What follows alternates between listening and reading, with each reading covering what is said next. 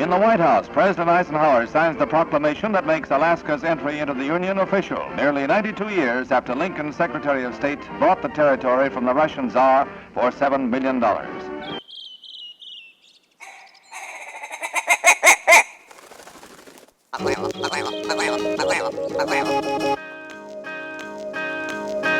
The Alaska Wild Project podcast is brought to you by the following sponsors.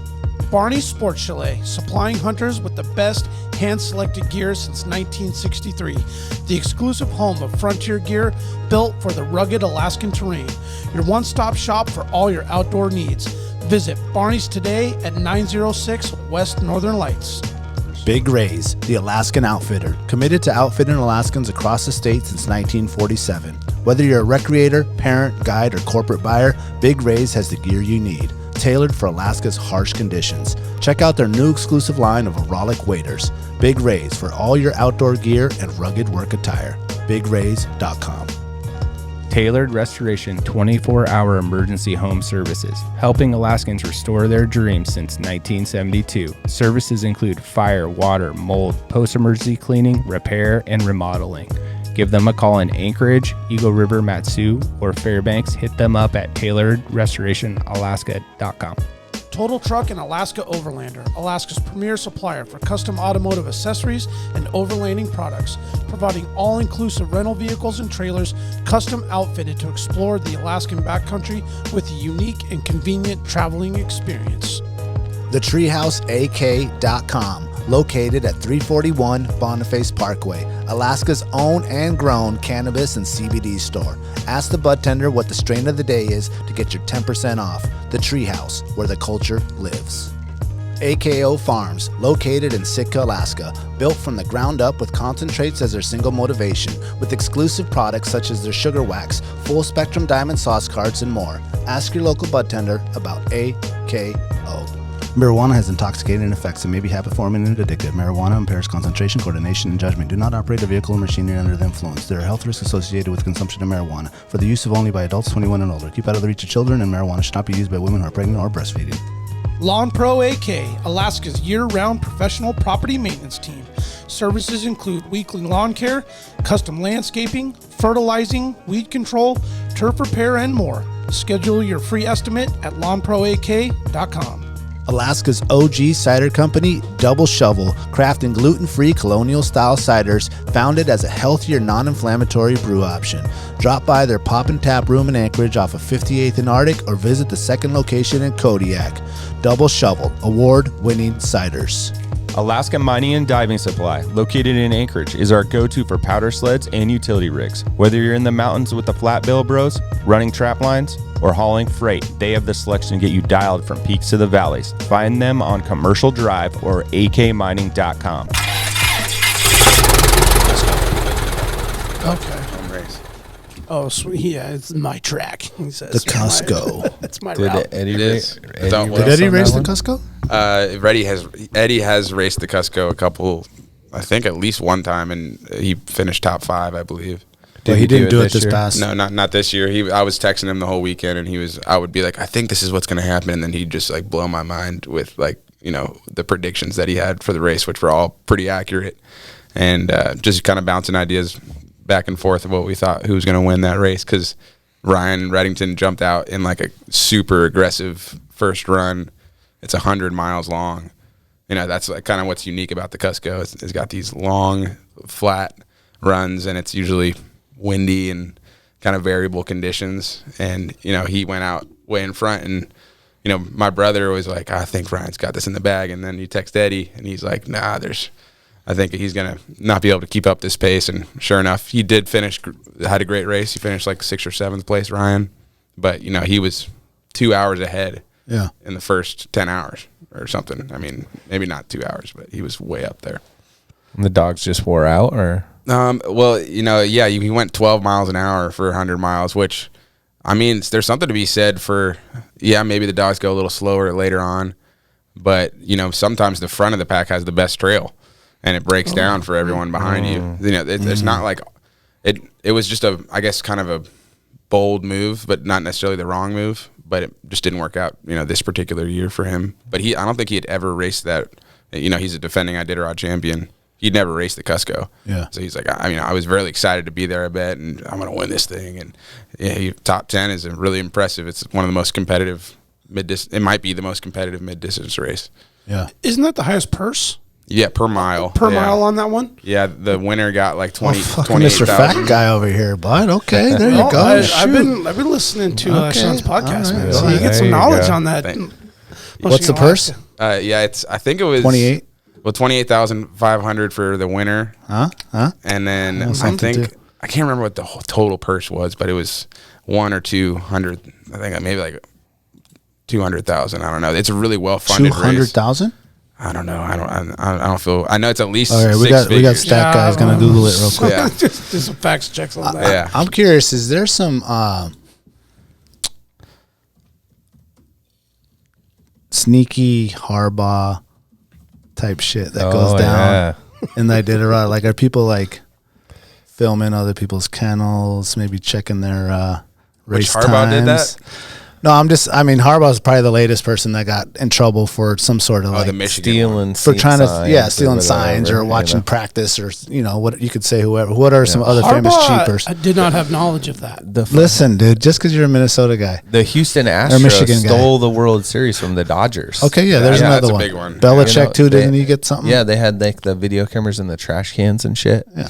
It's been going on since Yeah. the Deflategate. Yeah. Deflategate. Yeah. Yeah. Deflategate. It's like Yeah. they're like teaching their dogs like a certain Underinflating balls. stride, and it's like their patented stride, and then they like sneak the camera and they're like, oh, that's how they teach them that stride. Yeah. Have you heard of anything like that? I mean, there's definitely. I wouldn't say in that light. No, not necessarily. You can film them training. I think just getting like the general picture from everybody, and some people are a little bit more guarded about how they're training their dogs and how they've gotten to their success, and some people are super open book, just like, yeah, you should try this, and they share, pretty willy-nilly. So some are secretive and some are like whatever.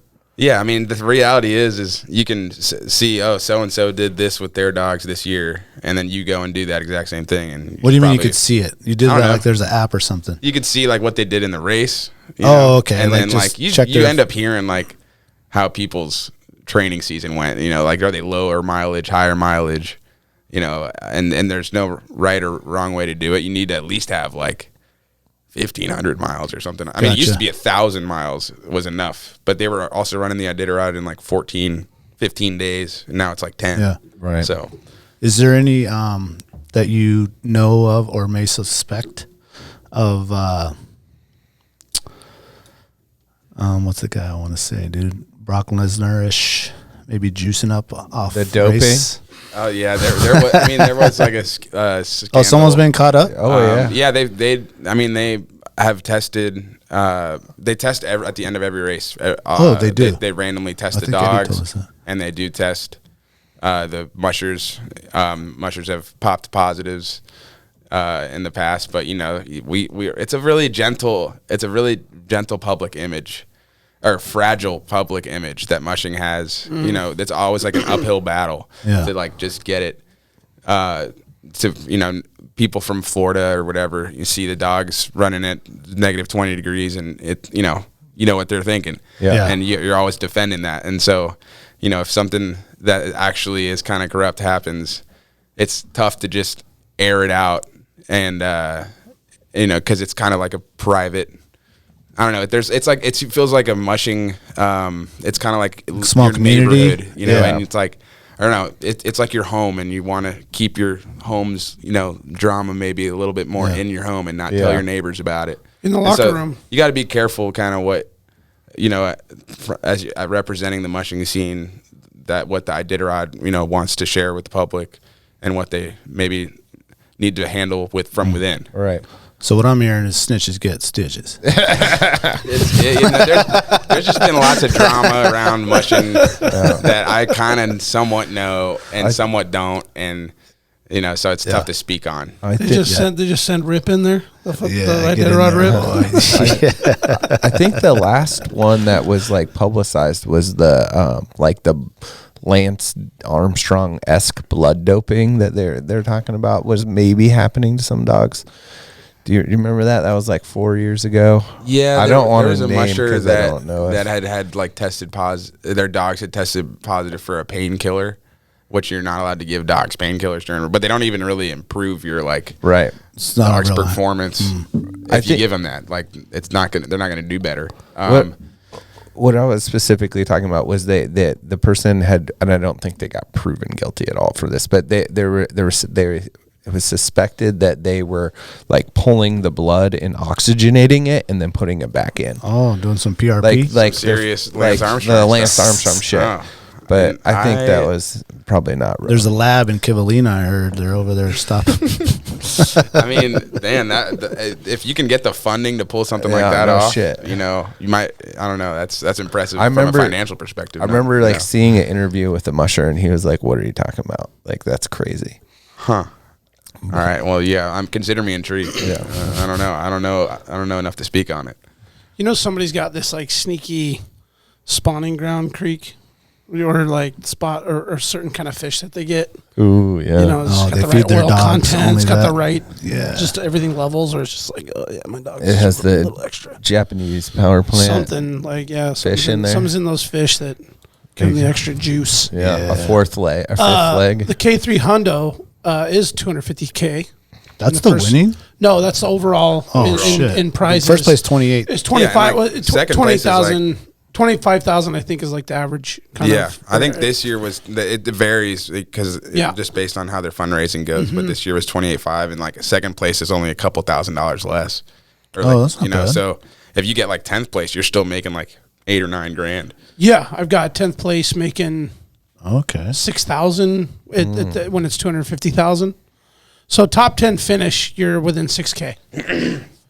So I mean, I mean, I think that top 20 maybe were in the money this year. There was 23 mushers, so I think probably if you scratched, and so everybody, even last place is getting like $2 grand. Yeah. And $2 grand. Is there an entry fee?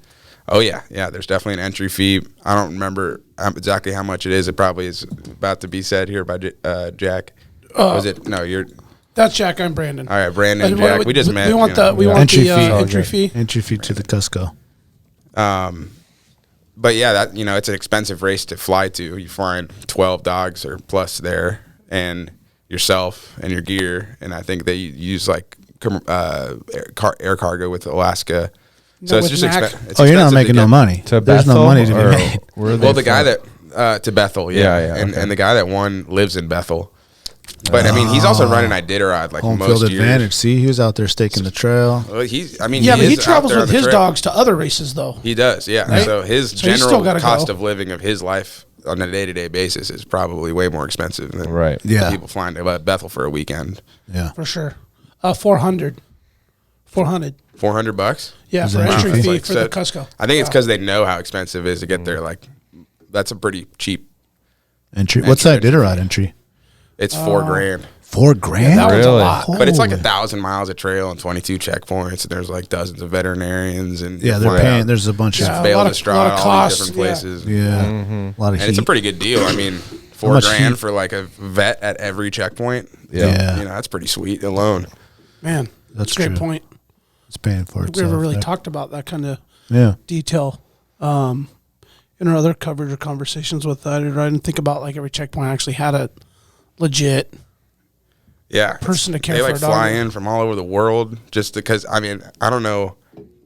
I would love to talk to more of them, and I have talked to a few, but I think it's really cool from a veterinarian's perspective to go and see these athletes that are in like the prime condition of their life, like doing what they love. Yeah. And when they went on a like day-to-day basis, as most veterinarians at a veterinary clinic are dealing with, they're not dealing with world-class athletes. They're dealing with a little Shih Tzu or a Bichon Frise that has teary eyes or whatever. You know, and now they get to go see this dog just ran 300 miles in 3 days, and look, his tail's wagging, and he's rolling around in the snow. Yeah. And you're feeling how jacked the dog is, and you know, it's just I think it's super educational for them. And there's you know, for a rookie veterinarian to come in and learn from these vets that have been doing it for years, and so I think it's a really cool that they come up here, you know, and volunteer their time to learn more. How many say? So Iditarod, how many checkpoints are there? 22 has been what is said in the past. It's probably more like 19 nowadays. Depends on the southern and northern route, and there's been 1 or 2 removed, I think. But yeah, that's a lot of checkpoints. That every single one has liquid methanol, like heat, for cooking water and making food for yourself or your dogs or anything that you make. You just need to make water hot. And then bale of straw, 1 whole bale per team per checkpoint. And then they're flying out like 2,000 pounds, 1,500 to 2,000 pounds of dog food, human food, gear, booties, all that stuff that you for the race that you need, that you're picking up at each checkpoint, gets flown out there and by, I think, Ryanair. And, that's expensive. A lot of logistics. Yeah, that's a lot of weight and a lot of places it has to go. So vets, what, they probably got like 20? 15? Yeah, I want to say at least 20. Yeah, one per each. Or would they leapfrog maybe? They might leapfrog some of them. You probably don't need one at the end. At the beginning. No, they definitely got. Sean, you got a connection with one? Yes, like the head vets. Like I know a few different veterinarians. Yeah, I mean, there's a couple vets that are running the Iditarod. Oh, really? That's cool. Like I think Jessica Clake she grew up in Bethel. She family of Mushing. She's finished the Iditarod a couple of times, and she then she finished the Cusco like before she was 18. That's like a really tough race. Yeah, and she got special permission to be able to do that, and ran some qualifying races. And so she's a really talented musher, and then she left and she got her veterinary degree, and came back and got her own kennel started. She got married. She's now had a kid. She's ran Iditarod a couple times. It's such an interesting perspective because I think she gets into some checkpoints and people vets don't know she's a vet. They might not. They've never been in the mushing scene sometimes. Oh, sure. They don't really know who she is. Yeah, and she's got this, the book side, the classroom side, and she, has a clinic, and then she's also come at it from grew up in mushing. So check the Victoral element. We need 2 cc's. Cobuck. They're like, huh? Well, I was just curious to see if we might be able to get connected with a vet. Yeah, that'd be cool, man. And get that side of the mushing world. Yeah, or just an Animal Alaska vet, like a remote. Just the things that you deal with and challenges and unique. Yeah, it's a good idea. Stuff that, I'm sure only some veterinarians would dream of if they really love animals, Yeah, like Nina Hansen, she's done the Quest 1000 and Quest 300 in Copper Basin for, 7 or 8 or 9 years. And she's like a really good, there's some, when you see her looking at your team as, I would take a Alaskan Seltzer, please and thank you. But, when I see Nina Hansen, if she's checking my team, I'm like, oh, she's a wealth of knowledge, and every veterinarian is, but she's seen these dogs within 1,000-mile race. It's a special thing. You don't get to see dogs 500 miles into a trip that often, even if you're in the mushing world. It's only when you're running the Iditarod. It's only when you're running the Quest. The Quest doesn't happen anymore. That's a 1,000-mile event that hasn't happened in a few years. And, why is that? COVID's kind of began. COVID-19 was the straw that broke the camel's back. Oh, jeez. As it is with a lot of stuff. That's bullshit. Yeah, and I think Alaska and Canada had some. There's like a Yukon Quest Alaska side, and then a Yukon Quest Canada side, and they have to, of course, an international race. They got to coordinate. Yeah, and I think there's some managerial differences or on the Canadian side.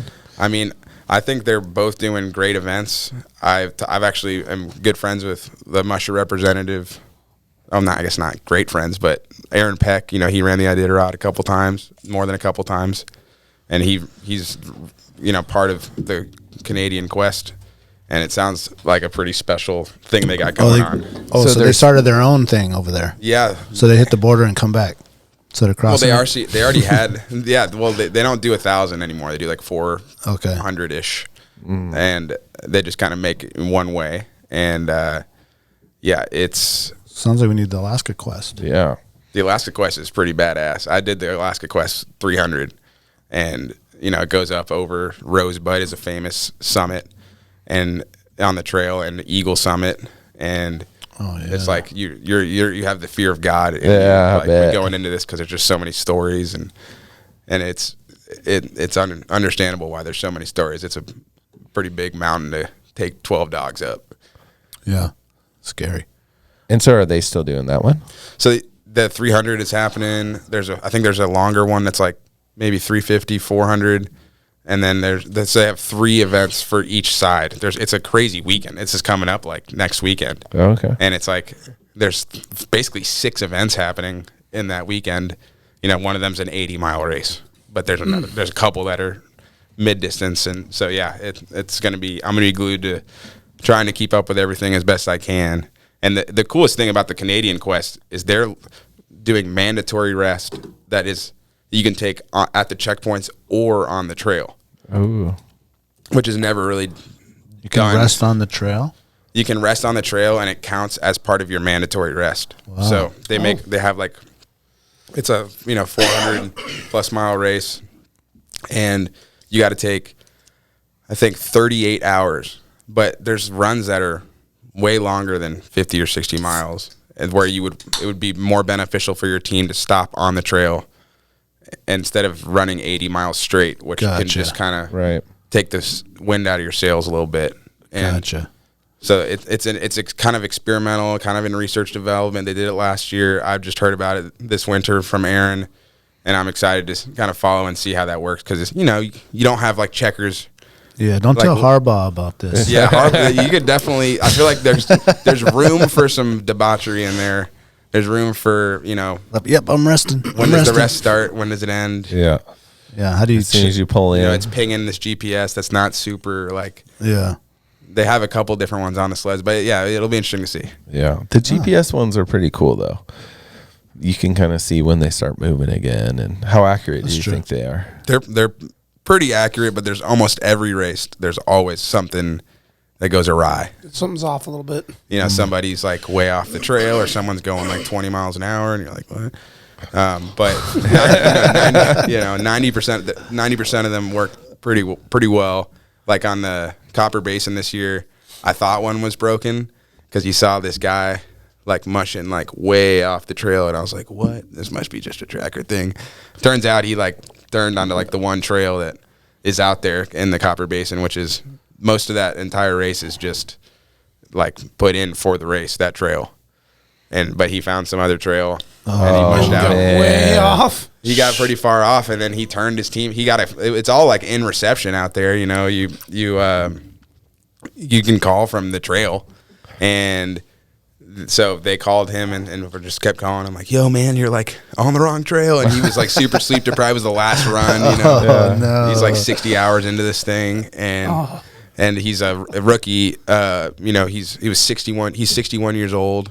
He just started mushing 2 years ago, and it's a cool story. This guy, I can't remember his name, but he turned his team around. He actually met up with Hunter, who was running the same group of dogs, but in the race. But they have 2 different teams, and he kind of caravanned with him to the finish. So it was like an extra 15 miles of running on what was already like a pretty long run. Yeah, and I thought his race was over. I think everybody did, and no, but his team like never lost speed and. Just kept on moving. Damn. So how are you keeping track? You said you're like going to be watching and try to. Yeah. How are you doing that? Every race has a website. Some races, their websites are a little bit more like a Facebook page. Okay. Sometimes that's just what they got going on. It's like. And so they're just doing status updates. But then they'll put every race require. You got to have almost every race is going to have a GPS tracker on the sled, and the GPS tracker, then that means it's going to ping to some website that they'll give you the link for. Oh, okay. So you got to find it on the Facebook page of the race, or you find it on their official website. And there's some races have great websites and super organized, and other times I'm really trying to find it. But yeah, that's the easiest way to follow it. And then you hope somebody's posting some kind of pictures and videos. It's just the start that you see and the finish. Yeah. It's hard to see like out in the middle of nowhere. Yeah, the actual race. Are you paying for the GPS access like you do for the Iditarod? No, there's really no other race that requires you to pay, but it's like the Iditarod is providing way more than the GPS. Yeah. Right? It's worth it. It's awesome. Yeah, it's badass. If you haven't done this yet, the listeners should totally buy. It's what, $15 or something. Yeah, it's something, and it might have gone up a little bit, but yeah, you have real time access to the data basically. Yeah, seeing the GPS, I need to do I should put together like a orientation on because it's kind of tough to, you're watching, you're like, all right, sick, like this guy's on the trail. There's Eddie. He's at mile 212. All right, I guess I'll press refresh. Oh, he's still there. And it's like, it's just not, okay. It's like, well, what are you seeing? They're like seeing not quite a NASCAR race. It's not, just do this for like 9 or 10 days. It's you got to kind of figure out. You can. There's ways to break down like how their run went, how smooth it was, how many times they stopped.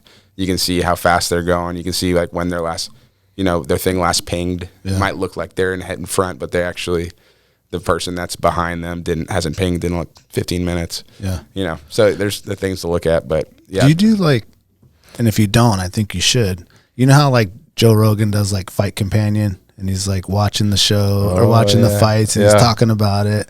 You should do Mushing Companion. We kind of did it with Iditarod. Like we're experimenting with it last year, and this year I'm actually going out onto the trail, so I can't really help. You got your phone, man. I got my phone. I'm going to be in reporter, touch, bro. Yeah, I'm going to be like working for Iditarod Insider during the race and helping out with. I don't know. I haven't learned a whole lot. I don't know a ton of information, but I'm basically running a live feed for like the website.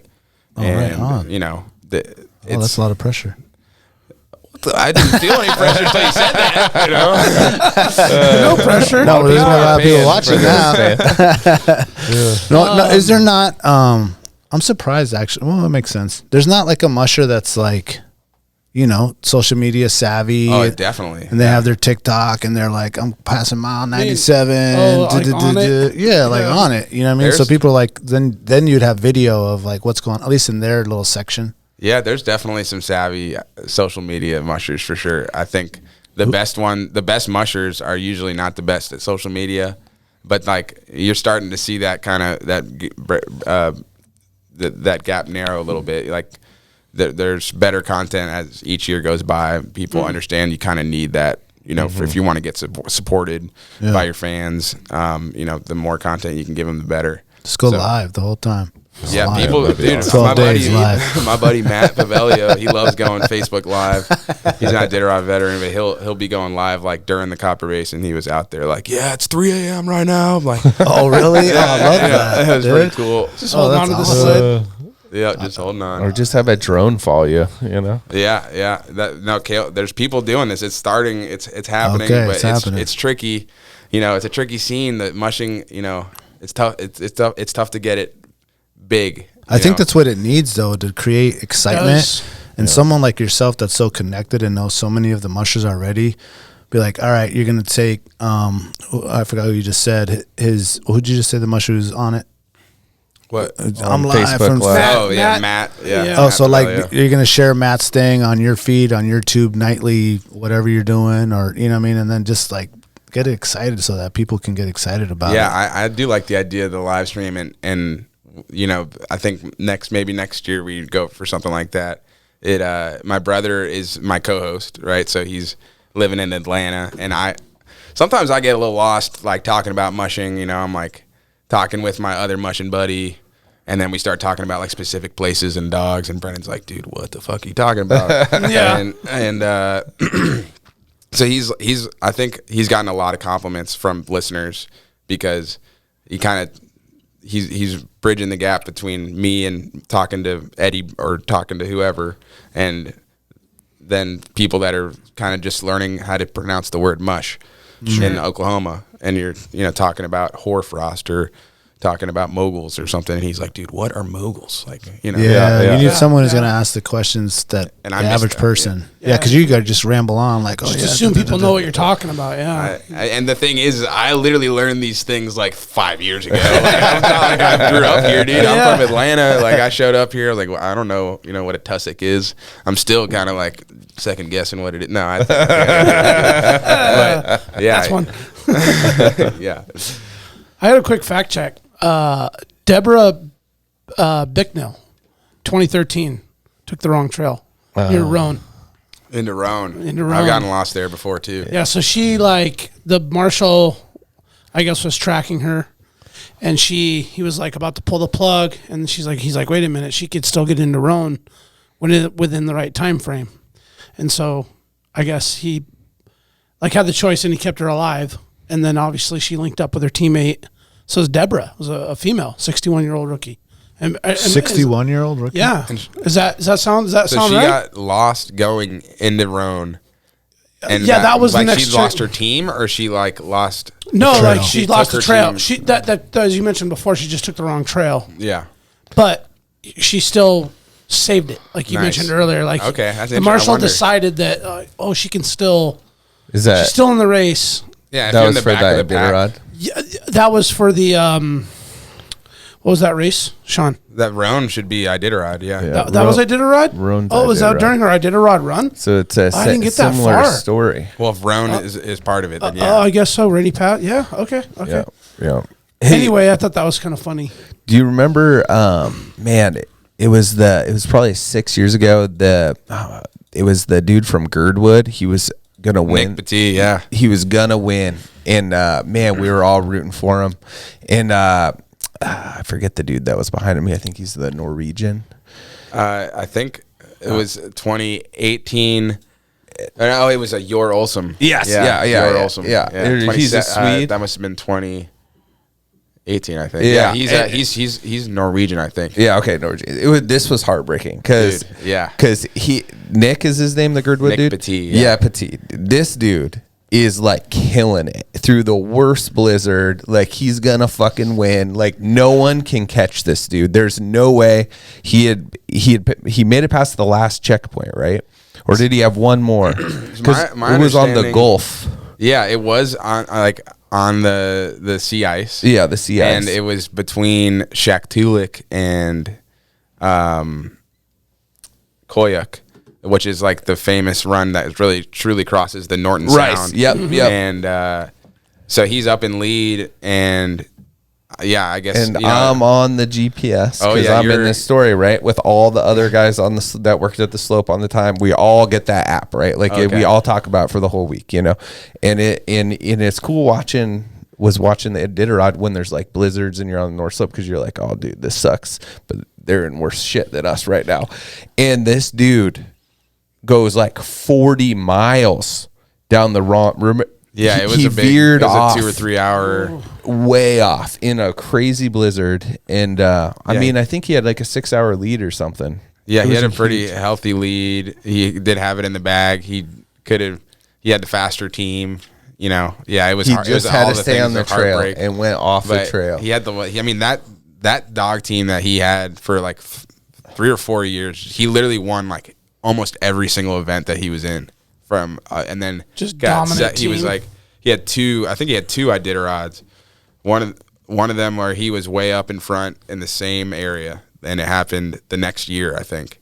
So he was up in front the first year, and that you were following and you're talking about, and then the next year he got up there, and I guess I don't know what exactly happened, but basically just kind of stopped moving. That's and right. he had to turn around and go back. Yep. and end his race. Right, the And dogs quit, right? Yeah, the dogs kind of Yeah, quit. yeah, I remember that. For one reason or another, Right. and so he was up in front. Yeah, so that's the same dog team, same almost exact spot on the trail. And I don't know what that does to the psyche of a team. It's complicated. I'm sure he hopefully turned things around for the team, whether or not it was within the race or after the race. But he's back. He's back, and he's been continuing to push through. I think he's got younger dogs now that are developing, and so he's been not as easily in the front of these races as he was in those years. Yeah. When he had probably the best and fastest team in the sport, but that doesn't mean almost never does the team that has the best dog team Win. win the Iditarod. Yeah. It almost never happens. It's usually Musher makes a mistake, and it's not even their fault. They just kind of, I think I'm gonna take my 6-hour break here, and then it just I bites should them have in the taken it ass. there, and it's just Yeah. there's Right. just so many variables. It's 1,000 miles. It's just you make one bad decision. Of course, you know, and sometimes you get away with it. Or a rookie falls asleep. I've heard that does. I fell asleep a bunch out there too. You know, that's tough. Yeah. Well, I put in our agenda a video of you when you were mushing. Daniel's got it up right here, and I was kind of watching, and I don't know what kind of speed this is. I'm thinking it's like, you know, well below 10 miles an hour, and 2021. And I'm like, I could see why it's so quiet and just humming along. And if the dogs aren't yipping, like it's like you're riding a car in the dark, asleep. Yeah, and you're like you're in the baby seat. Yeah, it just seems like it'd be so easy. Yeah, this is the first run, and it's such a fun run. There's so many people that are, you know, obviously as you can see, that are snow machines. Who's video in here, your brother? This is Kale Casey. Kale has been doing live feeds. I've never seen this. This is hilarious. I was probably sweating. What about your boy with the high vis? Your homie with the high vis. Where's that? What? Right in front of you. Right shoulder. Oh yeah. You remember that? A little bit of a onesie. Oh my gosh. Still spanking his ass at you. That's nice. Yeah, I ran into a bunch of friends in that stretch of the trail, and yeah, that's a really fun run. And yeah, you know, that's when everything's like a breath of fresh air, or just like take a deep breath, and you're thinking, you know, man, I am finally left the start line. Like, yeah, it's just such a now you can pain race to now. Get to the.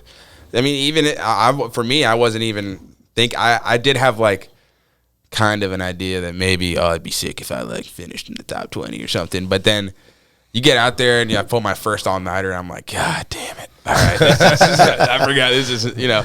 For some people, it's easy. It's a vacation. I'm not like the tough. I feel like I am like an average Joe that just like stumbled into the Iditarod and ran it. And I'm not like an endurance guy. Like, I grew up playing tennis. You know, I'm just not like, I'm not the guy. But I like being out there on the trail, and I can't do the competitive thing. I love just taking the extra hour. And just do it. Take the extra hour. You know, you don't have to like worry as much about, because as the more competitive you get, the higher the smaller the margin for error is, you know. Right. Whereas if I take these extra hours of rest, things can still go awry, and they did for me. But, you know, it makes things a little bit easier, a little more fun, and maybe I am a competitive guy, but it's, you know, they're the dogs, you know, and I don't know, it's a tricky thing. Yeah, I've never been accused of being in a rush out there. You know what I mean? That's why his dogs are always smiling, dude. You got a happy team, bro. Those tongues are out there alone. It was fun, dude. They're smiling, you're smiling. Like, damn, they're just having fun out here. Yeah, we did. I wanted to be like in the middle at least, not in the back, you know. Yeah. And I did have a time in the first Iditarod that I ran. It was I was like running Jeff King's A team. He had gotten sick in the last minute, and I took his place. So this team is like trained up to like potentially win the Iditarod.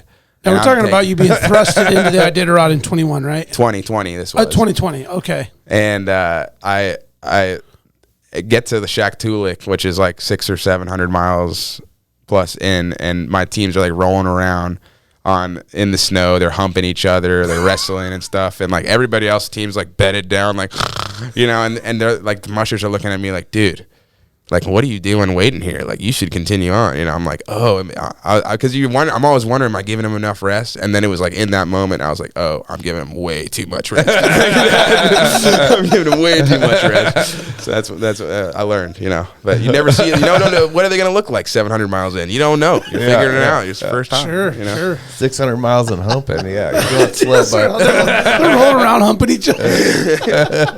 I was just envisioning that, dude. All these dogs all neatly laying and bedded in little balls of dog, and then you got this little ruffian bunch comes in all just fully rested. Yeah, they were just fine. Should have humped the other great, teams. Dude. Yeah. That would be your Belichick move right there.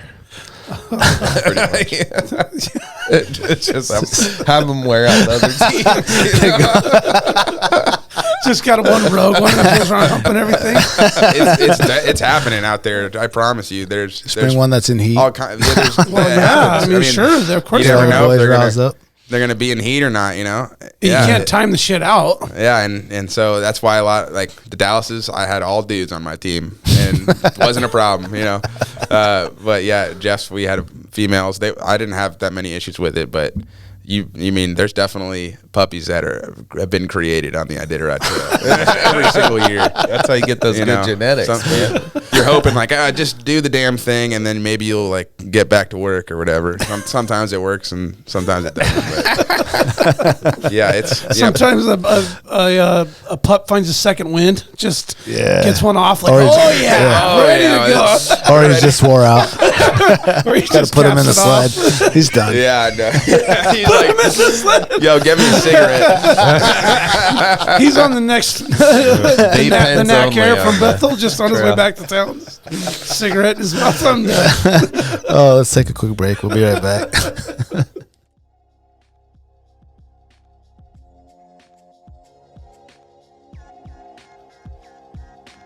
Barney's Sports Chalet, supplying hunters and outdoor enthusiasts with the highest quality gear and equipment since they opened their doors in 1963. Barney's carries exclusive brands such as Alpaca Rafts, Sitka Sims, Exo Mountain Gear, Hilleberg, and much more. Barney's prides themselves with keeping a huge stock on hand of various top-of-the-line tents, footwear, sleeping bags, optics, cross-country skis, just to name a few. Barney's is also the exclusive retailer of Montana Knives, Seek Outside, Kafaru, Stone Glacier, and their in-house brand, Frontier Gear of Alaska. Barney's has a superior selection of top-rated boots, sleeping bags, dry bags, mountaineering gear, electronics, and accessories. Need freeze-dried food or mountain snacks? They got that too. Barney's now has an amazing new paperback catalog available for in-store pickup or online order. Visit them today at barneysports.com, or even better, stop by the store in Anchorage at 906 West Northern Lights. If you want the best, there's only one name in the game, Barney's Sports Chalet. Alaska Mining and Diving Supply, located in Anchorage for 47 years, has expanded 3 stores. The main store, the largest Skidoo sled dealer in North America, also has Can-Am, Sea-Doo, Climb, Suzuki Outboards, Honda Outboards, generators and snowboards, Kingfisher boats, and so much more. Alaska Motorsports and Equipment just next door, which was previously Anchorage Suzuki Arctic Cat, for all your Arctic Cat, Suzuki ATV, Husqvarna, Generac, Mahindra Tractor, and now Argo Pro and Sasquatch needs. And to round it out, also next door, the brand new Alaska Mining Superstore, for the largest selection of recreational and light commercial mining equipment anywhere, period. The Treehouse AK, your one-stop dispensary located at 341 Boniface Parkway. When you pull up to the Treehouse, you'll notice the beautifully hand-drawn art by Alaska's own Ted Kim. Once you get inside, you're going to see many of the same people that have been there since they opened. The bud tenders know you and what you like and what new product you should be checking out. The store is super clean and the music's always on point. The Treehouse and local owner Josh Boots is a staple in the cannabis culture through his music, community givebacks, and a lifetime desire to bring the people of Alaska the best products available. The Treehouse always has at least 25 strains available, and they're all shown prominently deli style in clear, openable jars so you can see and smell your options. Other products include edibles, concentrates, vape carts, pre-rolls, flour, dab rigs, and anything else you need, they got it. They also have some pretty sick merchandise for sale. Check out thetreehouseak.com, or better yet, stop by the Treehouse today and get started on their loyalty program. Remember, you must be 21 years of age to enter their store. The Treehouse, where the culture lives. Before we get back, I want to just remind everybody that upcoming Friday, February 16th, we have the draw results party we are having at Double Shovel Cider Company. Good reminder. We got prizes, giveaways, trivia. Come Moose Call competition. Come brag about what you drew, what you didn't draw. Come remind us about your donation to the department. We'll have some budget, and we'll have like the normal cider selection. Plus, we have some really like hoppy IPA like ciders right now. So those beer drinkers will have something to drink, and then we have a graph, which is collab with Magnetic North that'll be there. So, Sweet. which is like a half beer, half cider. So there'll be something for everybody. Half man, half amazing. Yeah. Oh, I might have to make sure I got a DVD. What's a food truck too? Be there? I Got somebody there? I believe so. We're gonna have to look that up. Okay. See what we got? Yeah. We're gonna have a food truck. Yeah, we got some prizes coming in from some sponsors and other people right now. I think it's going to end up being a fun event. So if you're around, come check it out. Yeah, if you draw something, come tell us what you got. Yeah, I only put in for a caribou, I think. Yeah, and then the Denali one. I don't know. I'm not, as you can tell, I don't know. You get 13, and then they closed it, or did you end up drawing it? Or don't we find out on February 16th? Yeah. Oh, he doesn't know yet. He put in. Well, there wasn't a Denali caribou this year, was there? But maybe put in for another caribou. He might have done the Subsistence Talkeetna one. The 590. I need to stop talking about it because you're starting to find out how little I know. Edit, cut it. I have a question for you. It's further down in the agenda, but since we're on it, you had a Hold on a second. So we'll have House of Berea there, which is super fucking bomb. Still talking about and then Daniel and I were just talking about it earlier. Is this this is gonna be at the expansion at Double Shovel, and the expansion room. Please expand on this. Is can be your private event area too. So like this is a private event that we're having, right?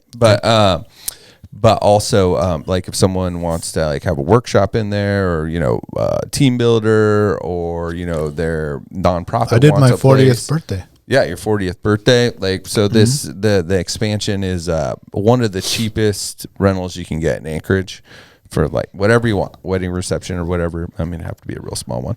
Rookie of the year party. Rookie of the year party would be perfect. Iditarod winter party. So yeah, hit up Really Double Shovel if you want to rent a space. Done. So Yeah. What is off limits what do you mean?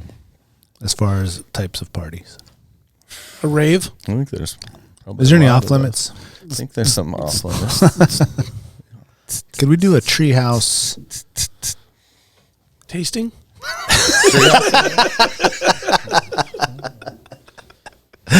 How's the You know what I ventilation in mean? there? Yeah, good ventilation. We'll just close that barn door. and We'll just open the garage door, I guess. then Is you're that like outside, a conflict of interest with AMCO? It's like you're mixing the two things. And right? Is there a public place you're allowed to enjoy yet? I think somebody did apply and get Valley it. of the Moon, dude. Yeah, have you been downtown? Valley of the Moon Park, dude. Have you Every been You downtown? can bring needles and everything. I mean, it's just everybody's doing shit. Yeah. You can Marijuana is the least of our in concerns down there, okay? any tent. I saw a post of follow you, and you're carrying a moose quarter. And I was like, oh, did you get invited to come along and pack some meat? Yeah. Okay, Yeah, I got. okay. And we did a fly out, float back thing that was. Oh, what? It was awesome. It was my buddy's lives in Denali, and he's scheming these things up for a couple years, and yeah, I'm still kind of learning, and we went out there and we had a bunch of people that all had tags, or there was a couple people within any bull. Yeah, I tried out the Fu Manchu for that trip. I don't know why. Yeah, but yeah, that was really cool. It was like really challenging physically, and I had never done anything like that. So we've gone back, and we ended up getting my buddy got a caribou a couple days after that, and helped him with that, and then we did it again this year. And this girl on our trip, she had an any bull tag, and she got like a 47-inch bull, and it was super. This year was super easy. We had the bull got down. It was literally a quarter-mile downhill walk to camp, and I was just like, perfect. Oh, this is like we were literally like we were back at camp drinking beers around the fire at like 3 p.m. And we had just got up. The best beer right there. Out. Yeah, it was great. Yeah, That's way cool. You got to experience that though. Well, it sounds to me like you came to Alaska and just like dove straight in, head first.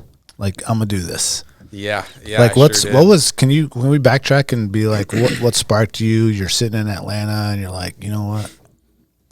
I'm I'm gonna travel 4,000 miles. I'm gonna go pretty I'm gonna far. go north to Alaska. This is the play. Yeah. No, I And do they have a tree house down there?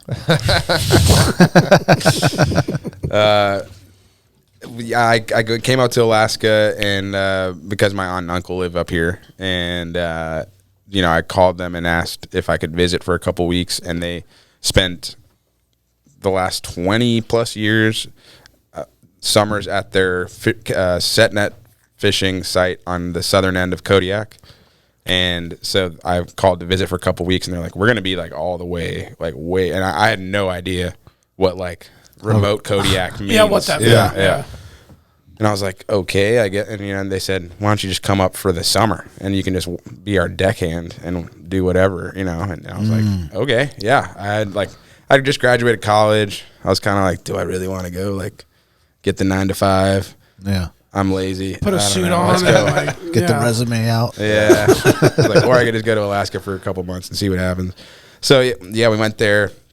Remember him saying, like, yeah, just tell them you're an Underwood. They'll know what that means. So, like, when you get to Kodiak. And I was like, what do you mean? Like, how popular of a guy are you? And it's like, comes to find out you're flying into Akiak, a village of 49 people. And you're like, oh, okay, so they know. So it was drinking water out of a creek, and they're slapping a deer on the kitchen table, and we're catching salmon, and every day, and it was like it was the most fish I've ever caught times of infinity, And then I was like, yeah, it was just like an epic fishing year, right, guys? And they're like, this was like one of the worst fishing years we've ever had. I was like, oh, okay. Okay, this is bad. Okay.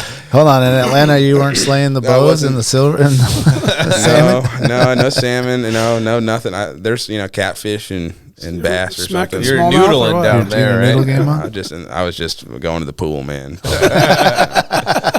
I wasn't fishing. I still am not like I've done commercial fishing now 3 summers. I just did Bristol Bay for the first time last summer, and that was like you said, diving head first into the Alaska thing. I was like, all right, let's try Bristol Bay out. People keep on yelling at me about how good it is. Okay, sure, let's do it. And I had a buddy that bought a boat, and went out there, and I was like, wow, this is. What I was doing in Kodiak was super chill, like super chill. And it was like still the hardest work I'd ever done. And it was just super mellow. We'd go out, we'd check the net, we'd come back, we'd have lunch. We'd go back out in the afternoon, pick the net, deliver the fish. It was like a 9 to 5 in paradise. It was awesome. And yeah, then after 2 summers, I was like, I did 1 summer, went back to Atlanta. I remember I got a job as a substitute teacher at like a low-income high school teaching Spanish, and I was like, I hate my life. I need to leave this. I wasn't Georgia's fault, but I blamed it on Atlanta anyways. And I was going back to Kodiak. I did that again, and then I was like, all right, let me try winter. I've never done winter anywhere on planet Earth. I mean, it probably reached here when the last time it snowed in Atlanta significantly. Like the entire city shut down for 2 days, and it was 2 inches of snow. So that's me. And I was like, well, let me just try winter up here, see what these guys are doing. Maybe I can learn a thing or two from these guys up here. And where, in Kodiak? This was, so I was. Fairbanks. My cousins. Well, actually. It's going to 40 below. Real winter. Believe it or not, so I talked to my cousins about, firstly, you think like Alaska things, like we've done commercial fishing. Like, what's the next thing as a visitor that you're thinking is Alaskan as hell? If you got a list going. We'll go crabbing or? Crabbing, all right. Well, I'm not doing that, Yeah. What's next on the list? Mushing. Boom, mushing. Okay. I learned about the Iditarod briefly. Hold on. Literally. So you're only on step 2. Step 2 of what? Of your Alaska list of what you're about to do. Yeah, sure. You went commercial fishing. And now mushing. There's more levels to this game. Oh yeah, right? There's levels. I'm still pretty green in some ways, and in other ways like incredibly more experienced than a lot of people that grew up here. And I'm still figuring out what caribou tag I put in for. So it's like I don't know. It's like it's a step-by-step process. Yeah, I don't know, man. I'll know when they mail it. Yeah. Anyways. I guess I'm supposed to find out a double shovel on the 16th. Bartender, let me know. For sure, up there, I'll figure it out. Actually, we can tell you what you got or what you didn't get that day. I'll look you up in about 5 minutes after they come out. Actually, you know what would be really cool? I just thought about this. We'll get back. But like people that put in, if they got like put it up on the TV, like what people got. Yeah, like, let's look up your name, who you got. Oh, you got nothing. Yeah, okay. You know what I'm saying? Just have the website open, ready to pull it. Don't even check all day until then. The whole day. Yeah, that would be so hard. Yeah. You know what I'm sending you texts. You can't even look. You know what that's I'm going the to do problem, dude. Listen, can we address this? Actually, absolutely. I'm going to tell you guys what I'm going to do, but you go first. I want to address I can't even wake up and look for myself without getting 4 to 5 texts. You didn't get anything. You didn't get anything. Or if you fucking, God forbid, if you get something, dude, you got like 20. Congratulations, man. That's fucking awesome. You bastard. It's like ruining the hockey game for me. Like, totally. I don't want to know the score of the game. Oh. You know what I'm saying? Or whatever, basketball or whatever. I want to watch the game. I want to look for myself. Yeah. And know. Yeah. Fuck. If I know my bro got something, I wait a little bit, then I send them a text and I ask them, did you get anything? Even though I already know.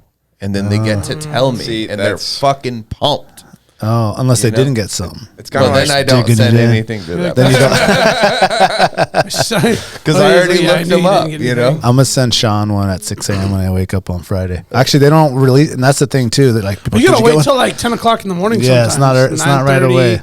Yeah, it's. I've been up at like 5 a.m. just like refresh. I think it's supposed to be at 8 a.m. or something. Whenever the fishing game opens. It's like 8, 9. Okay, let me ask you this. We got way off topic here, but this is some Alaska shit too. This might be level 3 for you. All right.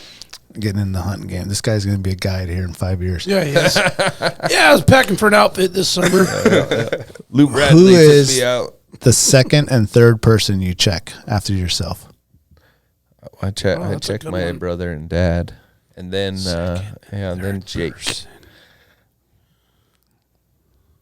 What used to be years ago was my hunting crew, my moose party crew. Yeah, it's the same here. Yeah, so it's like my cousin, my buddy Eric, his dad, Bruce.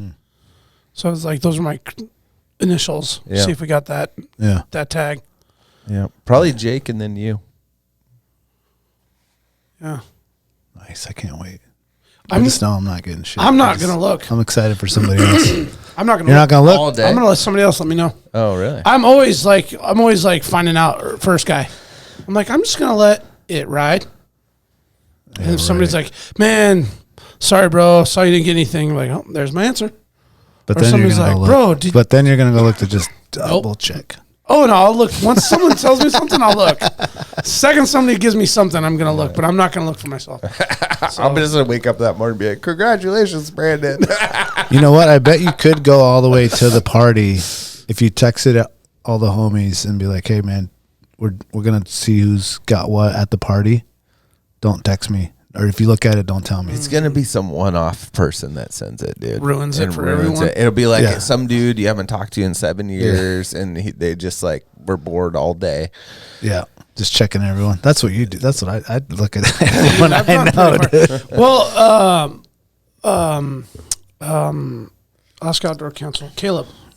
He checks like Steve Ranellas and shit. And I'm like, whoa, dang, I don't even think about like a hunting celebrity guys. That's a good idea. And gals. Yeah. I was like, oh shit, like Arnold Schwarzenegger. Did you get a caribou? Just putting in names. Or I wonder who like just scrolls down the whole list. Ooh, that's a long list. Ooh, take you a long time. Yeah. You got too much time on your hands. You remember when it was in the paper? Yeah, that was great, man. I don't. Yeah, dude. When it was in the paper, you got a permit usually, it felt like. Didn't it? It was only the people that got permits. Well, no, I just mean like it was more frequent that you felt like you got permits back in those days. Oh, not me, dude. Not me. I've definitely gotten. Well, I've only had 4. So, and I always knew people that lived in small communities that got permits. Like my family that lives in Valdez, motherfuckers always got permits. Somebody got something every year, every single year, and I was like, man, is that because they live in a small town? Their odds are better because they're only going. It's 6 permits, but for each town, you know. Oh, so, is that kind of how that? No. There was something going on though, dude. There was something going on, and we need to get someone in here. No, back then we need to get someone in here that used to work there. Yeah. Yeah. That's right. Oh, like in the 90s, so we can really figure it out. Some disgruntled person like the last 5 years. Like, I want someone laid off for COVID. I want or something. the fucking tea. Listen, if you worked at ADFNG and you had a part of the draw results, we want to interview you. Yeah, I want like the Jim Harbaugh edition. Yeah, we need the facts. And people need to know what's going on. Patreon only. This would be Patreon only. There's just a hacker that goes in there and makes the list. Yeah. Okay, Sean. So you told us when you came in here, you hiked up over there and did some skiing at Alpenglow. Arctic Valley. Alpenglow. Okay, so did you know to ski before you came? No. So you learned to ski. Okay, you're making quite a list here. Yeah, it's a pretty good list. Yeah. What leads me to is there some more items on the list? Oh man, I need to start making some more money because the more items, it gets more expensive. But I've messed around with snow machining. That's a pretty fun scene. And I've gotten to go on some fun little expeditions with my friends, and I would like to get one of those, but then you got to get a truck and a trailer and this and that and the other. So I don't know. What about mining? Mining, yeah, gold mining. Yeah, I got a couple friends that are into that. I don't know. It doesn't sound like at the surface like it would be something I'm into. Yeah. I don't know. Like fixing tractors all day. Just maintaining everything around you all the time. It gets older every year. Just a money pit. You get a nugget. You're like, this might have covered the last 2 months of costs. But you'd be so fucking stoked. Oh, yeah. I mean, it's the best feeling it's ever, like I'm getting sure. a bison permit, probably. So are you going to commercial fish again this summer? I'm like on the fence right now. I'm like it's a tough I'm having an inner debate. It's good money, huh? Well, last year people weren't stoked on the money, but I was. But, it was a low price year with a lot of fish, but it's less than it had been in the previous few years. So the people were pissed. Right. But I was like, I still made, $12,000 or whatever in a couple months. But, if you do like the hourly work, and you get it off because you're not spending it on anything. Yeah, you keep it. I'm about to see what the tax situation is here in a couple months, though, because I've been told that. Hope you save some. I mean, I saved, but I did it like part of my year was regular work, so I'm hoping it kind of cancels out. Maybe balances out some. In theory. What's something else on the list for him to consider? I want to get into like. Not necessarily. I'm not sure if I want it to be pack rafting or if I want it to be just regular rafting, but like doing the fly-in and rafting out on the hunting trip. Yeah, and I floated the Grand Canyon last year. Oh yeah, last year, yeah. Yeah, it was last spring, right? It was. You get February. into that, we'll be hanging out. Yeah, I was like the greatest trip. Want to talk about like what the ideal vacation is? It's that. That is it. It's like low. I mean, firstly, I was surrounded by people that knew things, which is a theme that I'm learning in Alaska. That's the way to go. Yes, you want to be the least experienced in the group, ideally, and then everybody. Like you sit over there. Yeah, we're gonna take care of this. Everyone can save your life. Are you allergic to anything? Okay. Yeah, I mean, I'm learning. I've been on a number of floats by now, but that was a really epic trip, and it was fun to be with a bunch of people that knew how to rescue in whitewater situations. They gave me the lowdown or whatever, but that kind of everybody hit more aggressive lines and stuff because they knew, like they felt very comfortable with dealing with the aftermath of it. So there was actually a ton of carnage, but it was everybody in the group was a rafting guide that had done like all the big rivers of the United States, between the 16 of them. And there was just like swimmers all the time through every major rafting. It was hilarious. Oh wow! It was Did they let you paddle some? Oh yeah, they let me. I paddled like a good several hours on several days, and it was super fun. I went through like one major rapid. I can't remember the name of it, but they were like, "All right, you want to stay left of this first hole here, and then you kind of want to." Kind of pull back right, there, and then, you want to finish down on the left, a little bit. And I just like went in. I was like, I got you. no problem at all.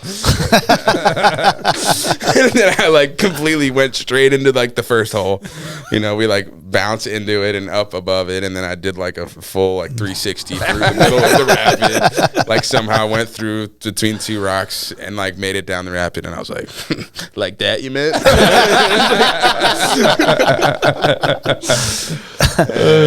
That's a fun summer job too. If you did a little rafting, little guiding, there's a lot of jobs there. Yeah, that has crossed my mind. I know it's tough work. There's some spots you can get good money, Nittany Nana and Denali, and I want to pay to do the 6 mile. Oh yeah, I've never done that. And don't try to do that on your own. Yeah, no. I know, and everybody on my trip was like, "Dude, have you done the 6 mile?" And I was like, "It's literally an hour from my house, and I have no idea it existed until like last year." I've lived here 44 years and been wanting to do it and haven't done it.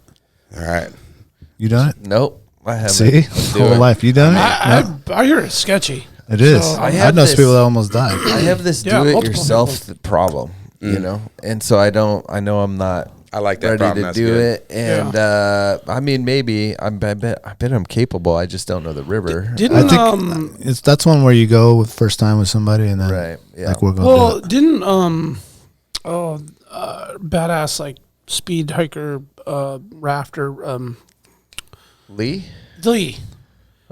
Like people die on that all the time. Oh yeah, that 6 mile.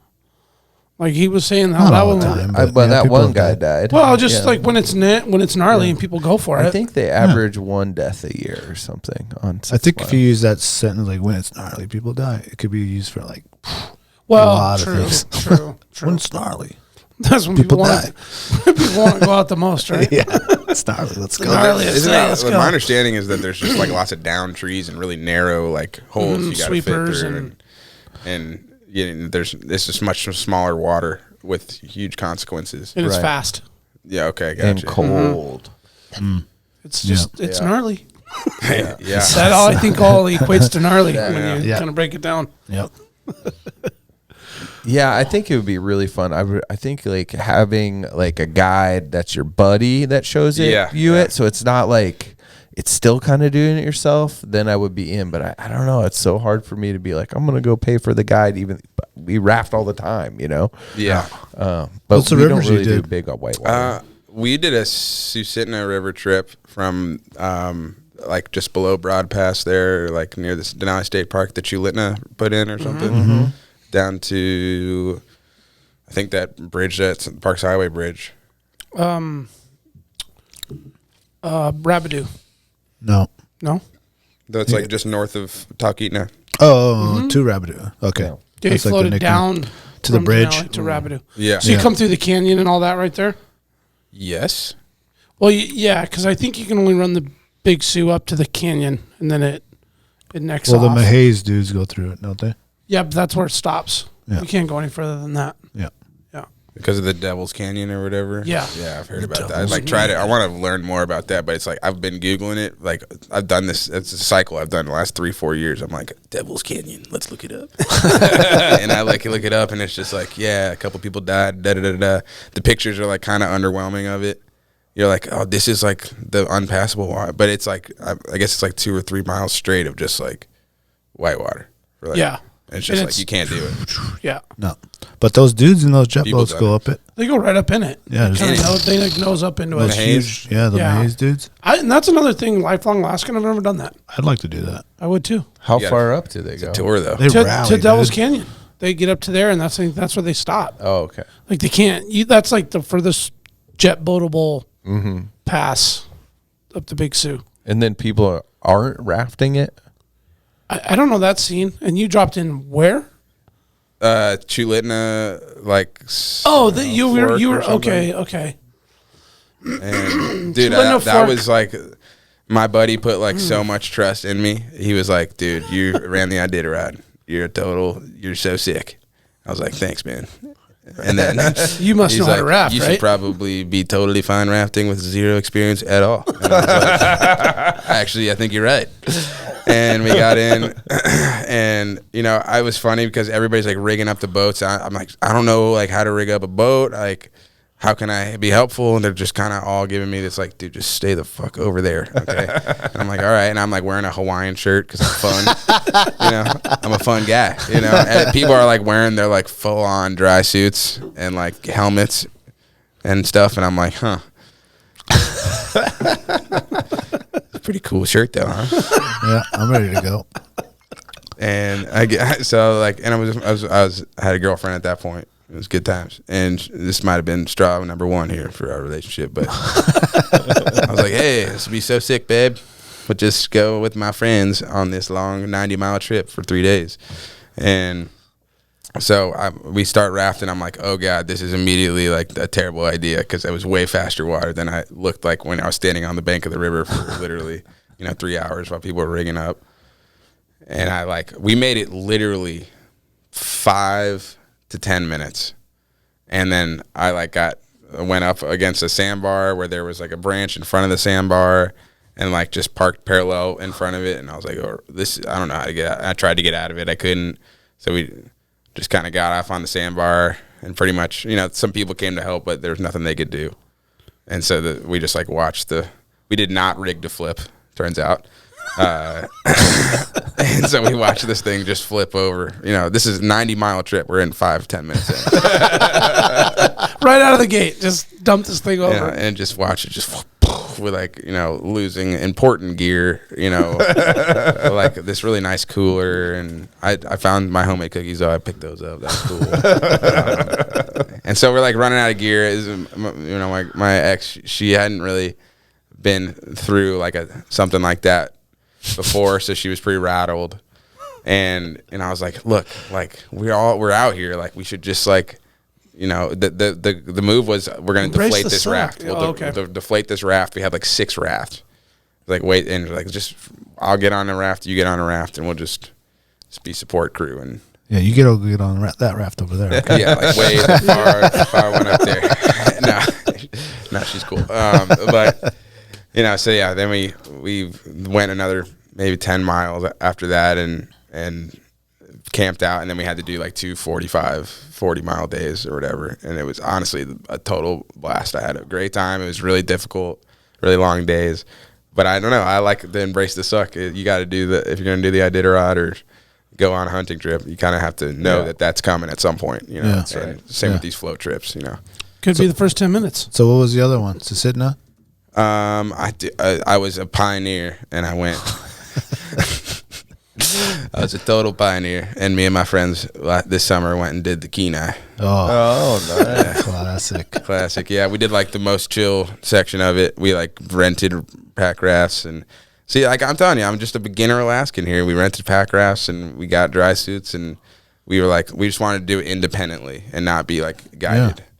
And we like did it. There was like a couple wave trains. And I was like, I got to at least get like in the center of these wave trains because it was kind of boring a little bit, to be honest. Yeah. People were like, "You're not fishing," and I was like, "No, we're hitting the whitewater." And they're like, "What do you mean?" I was like, I wanted to be like slightly in over our heads, and I felt like we weren't, and that was kind of bothering me. You know what I mean? That's funny. So you did the upper? Yeah, we didn't go down to the lake or ski lac or whatever. Yeah. What I heard was that's kind of spicy.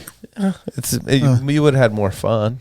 I know, right? That's what I'm saying. Yeah. Just like, figure it out. Yeah. Not so much you should probably be flat, prepared. Right? I haven't done like do it easy with that thing. Oh, yeah. Yeah, okay, with the packer. What sucks is the paddle all the way to the upper ski lac. But they could you could do it fast. They could go fast on that too. That's way faster than a big old raft. Well, if they're in pack rafts, they just hike out to the road, to the trail. That's true. Ski Lac Loop Trail. Yeah. I've been out there, Yeah. Oh, so you'd raft out of the river, cruise over to the lakeside. And then hike out of that trail. As soon as you get to the lake, hike up to the road. Okay. And instead of go paddling to the then how do you get down to the... Oh, and then just drive down? No, you start up high and then you get out past the canyon. Is that what you're saying, right? You can get out right past the canyon, or you can get out a little further at the mouth. Mm-hmm. There's a trail up. What's that? To the road. Ruth's Lake. Is that Ruth's Lake? No, it's the Hidden Lake Trail. It's the Hidden Lake Trail. It's all burned now too. Yeah. So you can see all the bears, and because there's a shit ton. So either one of those spots, there's like state parking. Yeah. This pullouts. road. So that's where you ported your car to instead of the. But with the Packraft, you could. Unless it's That'd be so far, dude. It is far on a Packraft. You could totally do it across the on lake. A Packraft's not that bad because you can fly on those things. Yeah. I still wouldn't want to do that. Is so far. That is so far. I mean, we paddle that far all the time in big rafts, and in the Packraft would be like 3 times. Wait till you go on the float trip, bro. You're gonna be. Oh yeah, you have to paddle across the whole. No. I'll bring the 2.5. 2.5. We have a rule for new rafters. Oh, is that what it is? You rafted across Paxton Lake before? Get my fucking delts going. Just as soon as you can paddle backwards. Yeah. Because when you're floating down a river, is that the right muscle? You're paddling backwards. Yeah. So it's how you become a pro rafter is if you can paddle straight across the river backwards, then you can paddle backwards going down the river. Okay. Which is how you paddle away from danger. I was thinking I'd just ride along and drink beer. I think it's a family trip now. I'm a vibe guy. I bring the vibe. There we go. Vibe guy. I'm rolling the spliffs, dude. I'm there with the spliffs. There you go. Dude, I'm there with. You need Brought a beer. by You thirsty? AKO. You know? Yeah, keep everybody hydrated. I'm just there. I'll get anything you need. You know, if you need a break, I'll row for a little bit. You know. Yeah, let's watch this Mahays Devil's Canyon tour video. I want to see if they show some of them rapids up in there. A bunch of old white people. Well, look at how it is, dude. It's like anybody can go on. It's like from 1980. Looks like they serve beers. What do you think? This in 1991? Might even be newer. Israel Mahay, head captain. The Devil's Canyon tour, getting ready to go up into some Class 5 whitewater. It's a really exciting way to see whitewater. You get right in the middle of it, and it just sounds really exciting. My father was the first one to ever run it. And look at the captain's suit. The water took the bow of his boat, slammed it up against the rock wall, knocked out his 2 front teeth, knocked him out. Oh, scare all the old people. Oh, let's get everybody excited about the trip. Continue on his way through the canyon. That's right. Owner and real-life Alaskan adventurer Steve Mahay. I want to be the narrator guy for these. That's right. If you follow closely. It was a particularly designed boat that was developed and equipped properly. I was able to successfully make it through. So Steve launched Mahay's Jet Boat Adventures to give ordinary people a one-of-a-kind chance to ride these previously impossible rapids. We just had to buckle up because we're going into some extreme water. Very cool. She's got her dark shades on. It's all nice and dark. This is 99. Water is rough and raging from the get-go. We're going up into the canyon. We're going to be bumping around a little bit. Are we ready, folks? We're ready. He's got his fucking Tom Cruise shades on and everything, man. Dude, those are ABC seatbelts. Rocket 65 miles upstream. Only 65 miles. 3-hour boat ride. Yeah. Watch out for the boulders. Fucking white knuckle or what? That's cool that there's all windows all over the place. I know, I want to go on that. What happens when The the water's so intakes big die? and so turbulent That that doesn't it's die. very difficult for any kind of a craft to go through it. Only with a jet boat can you access these areas. Yeah, wait till I get my solar in, bro. Yeah, And if climbing you think up the boating waterfalls. against these insane rapids is impressive. Insane when you reach rapids. the highest Well, look at that. navigable part of the river, he actually stops in midstream. So you can take a good look at some of the deadliest water on the planet. Hi, folks. This is as far as it is to go safely up I think the we found canyon. something on the checklist. Yeah, let's do Did you hear what he said? Safely up the canyon? And this is definitely at least Class 5 whitewater, and that might even be a 6 out in front of the boat there. Oh yeah, this jet boat is so powerful. This it can narrator is actually hold fucking steady on in it. Class 5 rapids. Just hang on to your camera. Oh, you betcha. Straight from the salty dog to the river. Oh, yeah. Says we started in Homer and we're all the way up in Talkeetna now. Are they going to go up that or not? One bruised No, it was the butt safest later, spot. You're Oh. back on dry land. Woo, we made it, folks! I mean, it does seem like pretty sick. It does look fun. It'd be sick if it was just the boys though, and not them. Yeah, bachelor party. It's a bachelor party. Yeah. Boys, we're doing the haze for you, Cisco. Do it yourself, man. You got to do it yourself. Bring a couple guests from church and all, just make it right. I didn't see any beers or nothing though, man. They got a bartender on there. Yeah, that's what they need. They don't have life jackets. They don't have life jackets. Dude, we're wearing life jackets. Damn, well, very, very, very good observation. Yeah, that's funny. Yeah, that's when that thing where you have the people that know more than you. They didn't have that.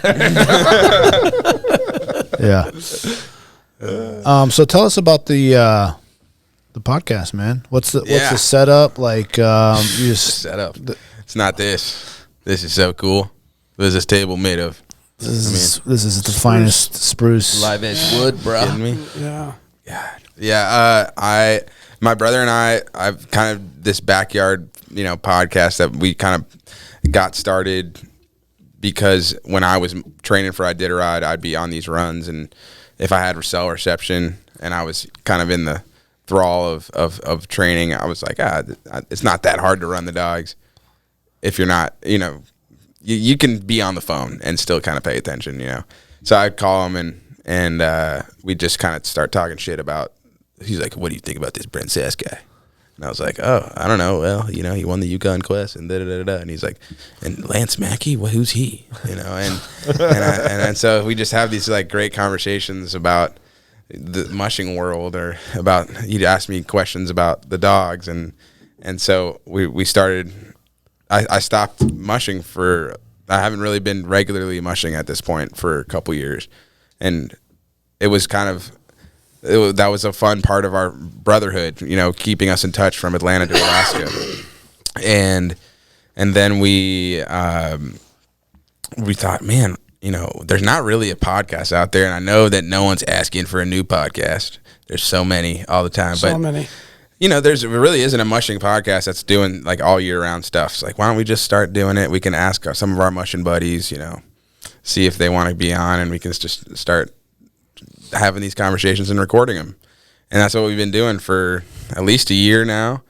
And Brennan's been he's such a huge part of it because, like I said, he kind of bridges the gap from, us talking like we're up here in Alaska and this enclosed circle. And he kind of opens that up to the rest of the world by what he's bringing to the conversation. And then, of course, like a lot of the back end stuff, I'm just sitting there like I got the connections. I've been doing the thing for a few years, right? And he's like kind of trying to steer me in this direction to kind of continue making this successful. And it's just been this steady growth. It's not, huge or anything. But my favorite part about it is that when I go to these events, Connect 200 and the Copper Basin 300, and I see all my mushing buddies, they're like super stoked on the podcast, and they're the ones running the Iditarod, and I'm like, that's so cool. I think within the mushing scene, there's a lot of like, they're dumbing it down for someone who's just figured out like what mushing is and what the idea. We're not doing that. We're just having a regular conversation, and Brendan's kind of helping. Hey, what about this part? What is a tussock? What is a mogul? And it's just been, just trying to consistently getting it done. And we got bare bones equipment, bare bones everything, and it's definitely not as fine tuned as y'all's situation, but I think we got a nice little community of people that are listening, and we want it to continue to grow. Maybe we can, make enough money to fly Brendan up here more than once every couple of years and go and record some of these things in person more often, and have him at the Iditarod start and just try to get it a little bit more. It's not monetized, it's just us doing it for fun. Yeah. Yep, definitely. Yeah. So it's been fun, and people like it, and it's a good way for my brother and I to stay connected, and people keep telling me, you should keep it rolling, so I'm going to keep it rolling. Yeah. That's awesome. Yeah, I noticed when you had like a season 1, season 2, and there was a break in between. Were you commercial fishing? Yeah, I was like 8 weeks on the boat, and you couldn't keep producing the show at that point. No, obviously. no. Yeah. And it seems fitting for your show to be like off in the seasonal, summer. Like a seasonality to it. You know, I wouldn't mind us continuing through because you just kind of it's hard to. You're just gonna do better if you're doing it every week. You know, you're gonna get more traction but no one's really chiming into the mushing scene in July. You know, right now it's like the peak of people searching the internet for Iditarod this and Cusco that and Yukon Quest, and so this is when we can maybe try and get as much traction. But then I went and got myself a job during the Iditarod, which is out on the trail, so I kind of screwed Brendan over, and he's got these guests lined up that we've had on, Sebastian Schnull and the greatest hair guy around, dude. I pull this guy back up, dude. He looks like. Do you see this guy's hair? If there was like a movie, a movie about Iditarod, like a fictional movie, he would be a character. Fucking Sebastian Schnull. Does he have just Dusseldorf, an amazing accent too? Oh, it's the most amazing German accent. Dude. Wow, see, he just has it all. Yeah, he's second place Iditarod finisher, won the Yukon Quest. He's incredible. He was an incredible dog musher. He's retired now, and he helps with a lot of events. He's been a Iditarod race judge for a number of years, and he's helping out with. He lives in the Yukon Territory, I believe. So he's helping out with a lot of the races over there. But he's what a cool dude. He's actually like been part of the coverage for the official coverage for the Iditarod in years past. So it was cool having him on. We had a nice conversation, and so Brendan's bringing a lot of those people back so that he can have that expertise because he's still learning, you know, and he can't be sitting there giving like, you know, solid. He needs someone that's done the thing, you know, because the reality is he's only been up to Alaska for a couple weeks, a couple times, you know. Mm-hmm. And what he reads and sees updates and from you and everything. And now he's been following the Iditarod for all these years in a row. He's on like an expert level fan of the race and knows how to read this information of what's going on in the trail a lot better than most people can. But there's just a lot of nuances out there. So to bring in someone like Sebastian or someone like Aaron Peck or some of these other guys that we hope to have on during the race to kind of break down what's happening, what's going on, and we're gonna have way more coverage during the Iditarod than we're not doing our once a week thing. We kind of start to do these daily Iditarod updates on YouTube and perfect and create some of that YouTube traffic that's like a whole nother zone of people that I have no idea that just come from random parts of the internet and find us somehow. I'm assuming there's people that listen from Canada and people that listen from Scandinavia areas. Nordic. The old Nordic boys. Oh, yeah. Yeah, there's some folks. Is there Iditarod fantasy? Oh, yeah. Big time. And fantasy mushing. Time. Fantasy really mushing. question. I mean, not big time. You know, it's like. Is it on DraftKings? Yeah, you know, we got ourselves a little league going. You would think I'd be like Iditarod. way better at Is fantasy, there a square? But I'm not. You got the squares going for the Iditarod? I think I would like to do a format like that where you get the boys together and the girls, whatever, you know. We'd buy in on that. And just do a draft like that style. But this is a fun way to do it so that it's just like you just go to the website, Fantasy Mushing, and you can just pick your team and be done with it and not be a whole thing. And, we've done it the last couple races. I'm not doing that well, honestly. I'm not winning. I should be winning, I think, but I'm not. How about Brendan? Is he kicking ass? He's doing all right. He's in the middle of the pack too. Nice, but we only got a few people in our little pack, but it's been really fun. You know, it gives you a little extra something to root for out there. Yeah. You know? Did you know that's how Eddie Burke got into sled dog racing? Oh yeah, the Table 200 thing he was doing, and that's right. Do you go to the banquet? I've been to the banquet just, you know, as I want to go to the banquet. A musher. Yeah, we should go. That'll be fun. It's coming up, right? It's like in 2 weeks. That's full suit and tie too, right? Is that end of February. Black, what do you call that? Black tie? Full suit and I don't know. I don't know about all that. I don't know if it's a full suit situation. It's just like dress nice, you know. Okay. It's like, but you know, maybe not a hoodie. Are you going thing. this year? Probably not. No. The Mushing Alaska podcast. They haven't reserved our table yet, but no, we probably won't be there. I got other part-time work I'm doing and stuff, but we'll have our online presence, and I'll be at the start line, and Have you been to the party at the end? Any good gnome stories? My gnome story was real sad. Really sad story, actually. Oh, really? It was just like, it's my first Iditarod I scratched, and it was like right before gnome. And and then it was also during the race, COVID happened. And so like everybody was freaking out, and the whole town was completely dead and nothing was open. So it's just like, you rolled in. Pretty it was dark like, energy like over put there. this mask on. yeah, exactly. Yeah, good job. Oh, I rolled in, and they were like, "Oh, bummer, you scratched. You almost finished, but you didn't." Well, and you're not getting at least a it won't burger haunt anywhere. you forever. And then I don't know. It was a weird vibe. I had a lot that I was processing, and I remember, we were out on the trail a week earlier, and they'd be like, "Yeah, dude, you don't want to know what's going on in the real world, man." I'm like, "What are you talking about?" They're like, "Yeah, there's like some sickness spreading around." I'm like, "Yeah, I mean, like, what do you mean, like SARS or something that like kind of happened and was kind of a big deal for like a day, and then it wasn't." And I was like, "I just go to the next checkpoint. We'll hear about it later." And then I got to the next checkpoint. They're like, "Yeah, the NBA season's canceled." And I was like, "Fuck." It's real. It's kind of serious. This is legit. Okay. It's the NBA season. You kidding me? It's like the best scratches news for the Hawks ever. No wonder they scratched me, man. Just cancel my season. All the Hawks fans were like, "Oh, great, not a losing season."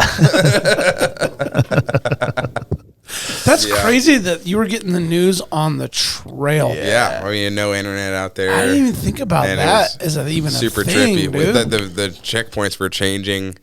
Like the first few checkpoints are normal, and then you get to the next. Like by the time I got to Shack 2, like on the coast, we were in. There's a. If you're familiar at all with Shack 2, like there's like the town that people are living in today, and then there's like an older town that's kind of broken down and dilapidated buildings, and so they just like didn't want us in the regular town, and they put us in the older town, and they like found this house that was upright with the windows blown out, that had 8-foot pile of snow in it, and they like shoveled the snow out and made this like makeshift checkpoint that was really cool, honestly. They grabbed the crappy microwave and got some hot water going in there.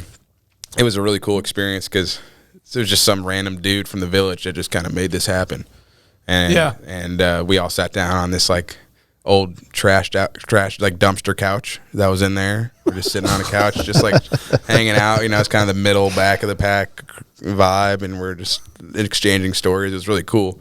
But yeah, people were offering their own little private shack or their own little private home because the regular checkpoints were like, we can't have them anymore, but we also can't get you guys like off the high the trail. school shut down or whatever that they couldn't normally house you in. And like the native health is, in those villages is a lot more sensitive, to disease than maybe a lot of other parts in the world. So they were being extra cautious. Everybody was, So it was a weird experience, that aspect of the race.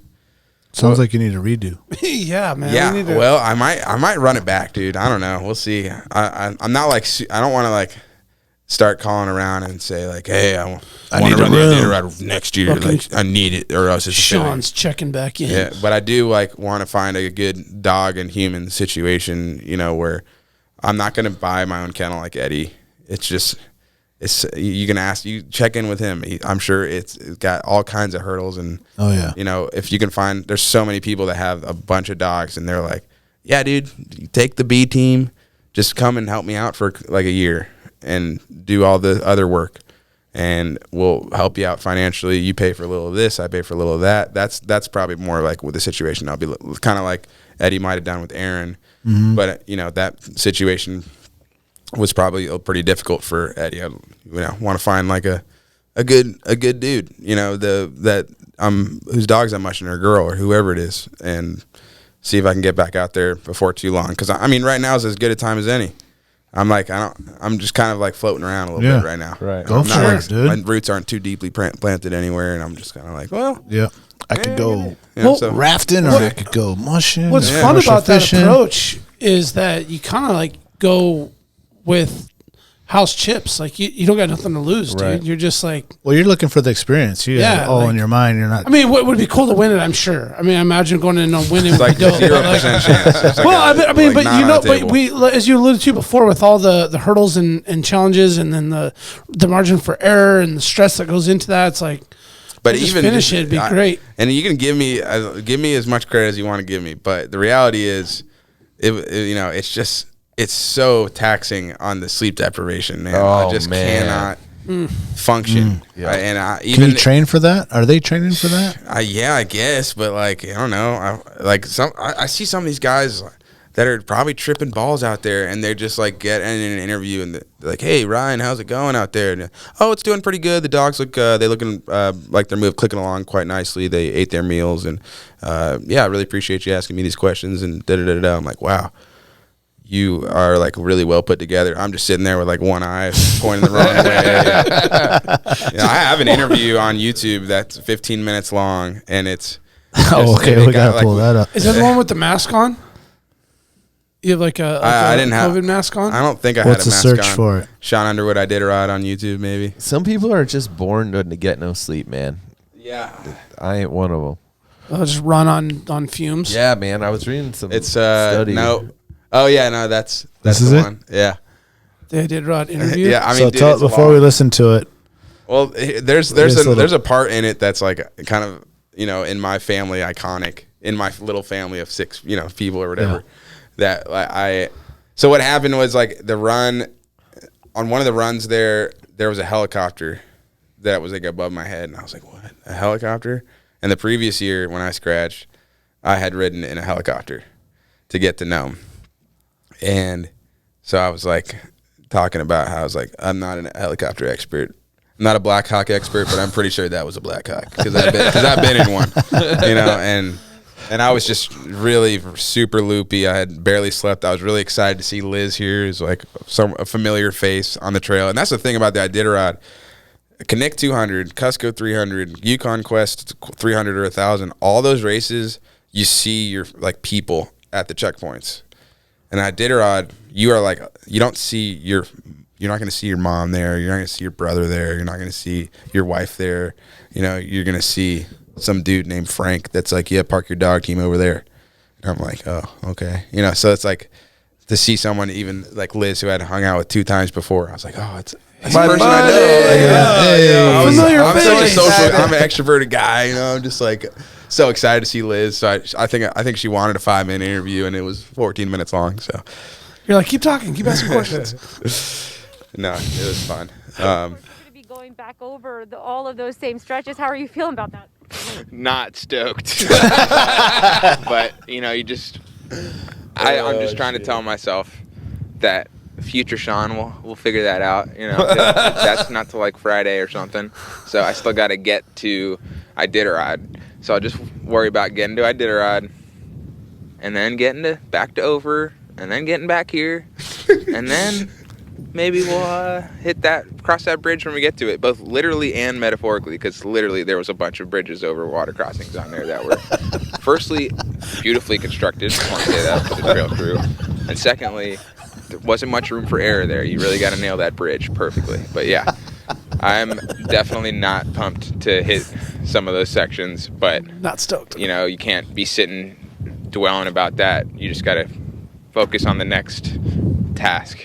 Right, because for as much as you can plan, weather, things can change at any moment, and you kind of have to be reevaluating constantly. Yeah, absolutely.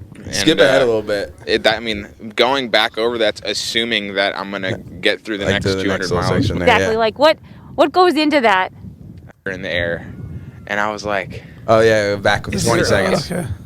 Side note, I was mushing up towards the gorge, and I heard a helicopter in the air, and I was like, is there a military base nearby? And I don't know about helicopters very much, but I wasn't a Blackhawk last year, so that kind of makes me an expert. And I'm pretty sure that was Blackhawk-ish from what I heard up there. And I was just wondering, like, what's going on?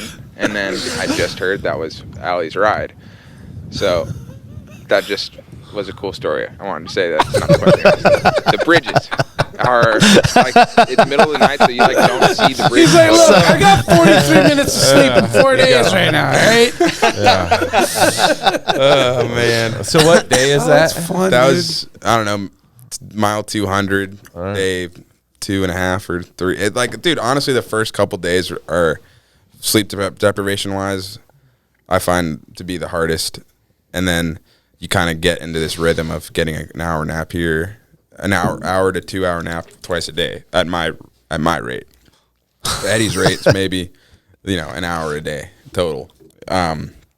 So yeah, I was, but then you get the second win. It's daytime, the sun's up, your friends are here, everybody's taking a 24-hour rest. I was at my 24, so that's why I was happy to talk for 15 minutes.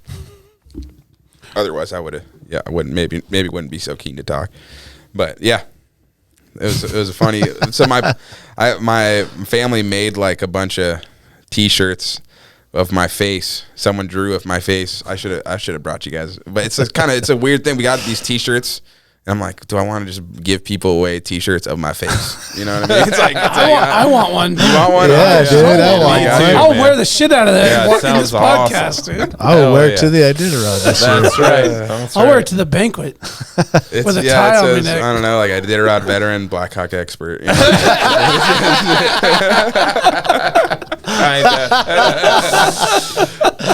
Oh man, we'll be right back. That's break time.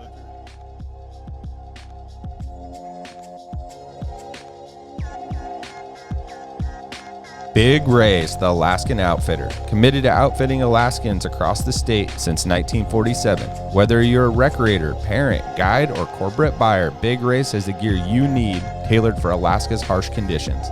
At Big Ray's, you'll find brands like Carhartt, Grundens, Darn Tough, FXD, Okiwear, and more. Big Ray's is your one-stop shop for both outdoor gear and rugged work attire. Check out their new exclusive line of durable but affordable waders inspired by and named after the majestic Aralik River in remote western Alaska. The Aralik wader was designed by Alaskans and proven for the diverse waters of the last frontier. Visit Big Ray's at any of their 5 locations statewide, 2 in Anchorage, 2 in Fairbanks, 1 in Kodiak, or check them out online at bigrays.com.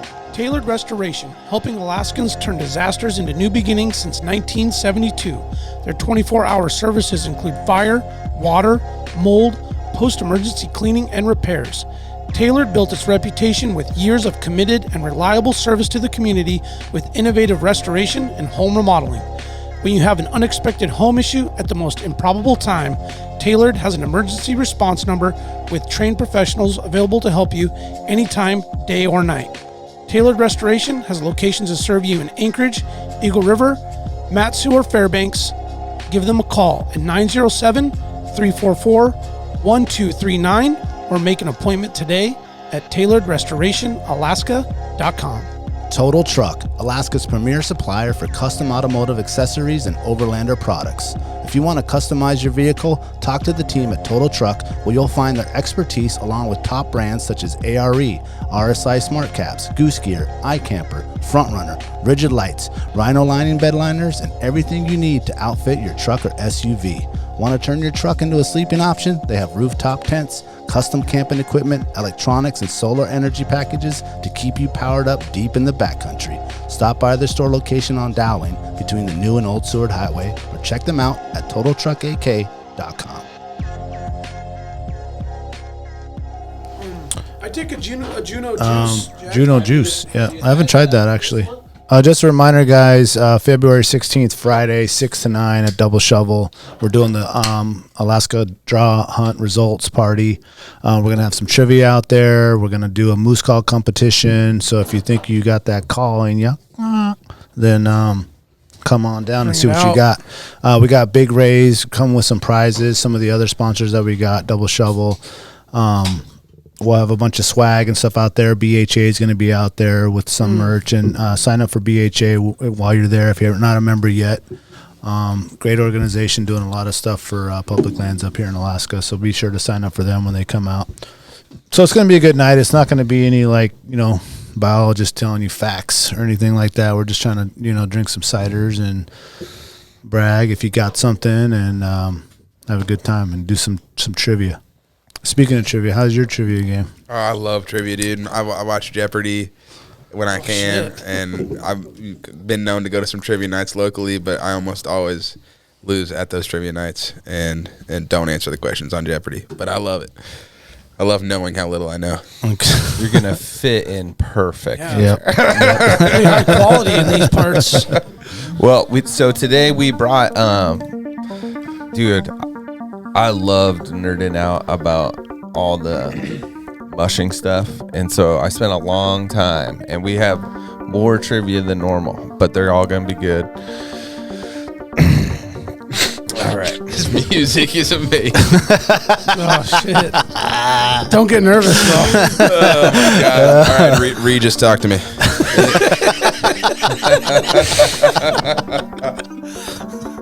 I think it's more like Unsolved Mysteries, man. Or like, or no. No, he got it right.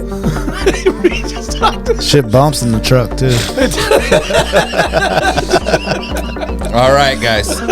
So, I think since we're in the mushing realm on this trivia, Sean, you're gonna have to go last, okay? On each, let these other guys guess first. You didn't get me a cider? So I thought he got you a cider. He didn't get me a beer, so I got me a beer. He didn't get a cider? You need a cider? Yeah. I got you. Okay. Read the question. All right. So there's this character Zakov. Yeah. Z-A-K-O-V.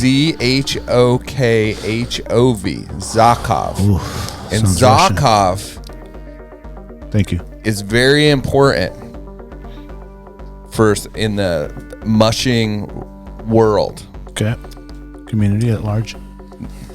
Just very important to mushing. I'll just put it that way. So who is this Zakov? Or what is this Zakov? And why is it important? And I know why. All right. And I know who. All right, let's hear it.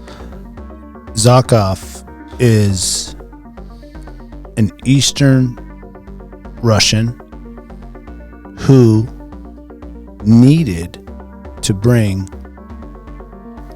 the goods from the big cities to the coast during World War II. That's a really good guess. It's not right, but it's really good. All right, Damn, who's this Zakov character? I mean, I would have believed it. I was that was really good. I thought maybe you read that in more that details? Alaska book. Yeah. I could add more details. Okay. Who is he and why is he important? Was that kind of like the main question? It's not he, is it. Oh, like it. Like whatever it is named after him? Yeah. If that's what it is? It is a living thing. Zakov was a living thing. So what was this character? So and why is it important to mushing? Well, that information changes my answer dramatically because I was going to go to a piece of equipment named after him. Ooh. Oh man, there you go. So I want to tell you what I was going to say, but that's not my answer. Was that it was a style of a newly designed sled. Oh. See, there was this whack ass original one that was just dragging snow everywhere, and then Jackoff came along, and that shit's fucking streaming. Right? All right. What's your new guess?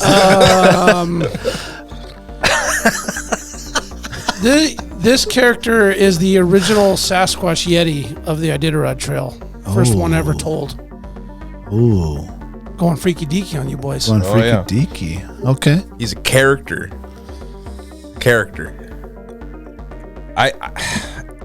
Not a person. It's like a It could have been a person, Could have been. or it could be another thing, another living thing that is actually involved in dog racing.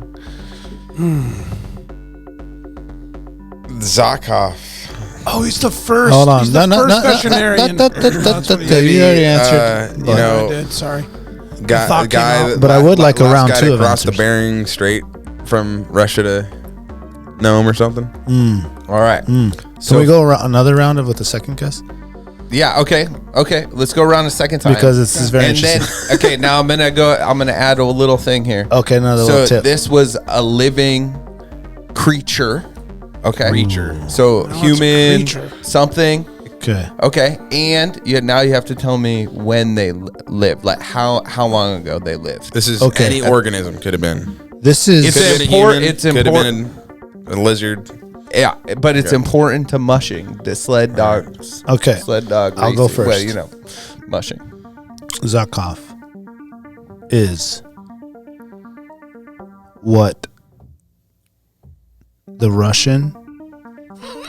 Eastern Russian natives called the god of the Northern Lights. Ooh, that's a good to guide them through the winter nights, sunless winter nights. Yeah, that's pretty good. That's pretty good. All hail. Guide them through the. Their first name. All hail Zakov. That's the only name. All right. All right, Brandon. Get something else. Top that, motherfucker. Top that. Zykov? Zakov. No, not Zykov. Jack Zakov. Zakov. Zakov was a spiritual raven. Yeah. Flew over said mushers and guided them to their destination. I like and that salvation. That's kind of close to what I said, though. Oh, and did you guys say how long ago? Was the Eastern Russian Raven? Why you say it's the Eastern Russian Raven? He said it's a goddamn creature. All right, so how long ago? I'm Sasquatch to Raven. Okay, my shit's creature-esque. How long ago was your guess? Definitely like the 1700s. So 300 year years now? ago. Yeah. Ooh. And how long ago? Just say how I said long ago. My shit is. I give a century. My shit is gonna go 1639. Okay. Very specific. I'd say he helped with one of the legs of the Serum Run 100 years ago. All right.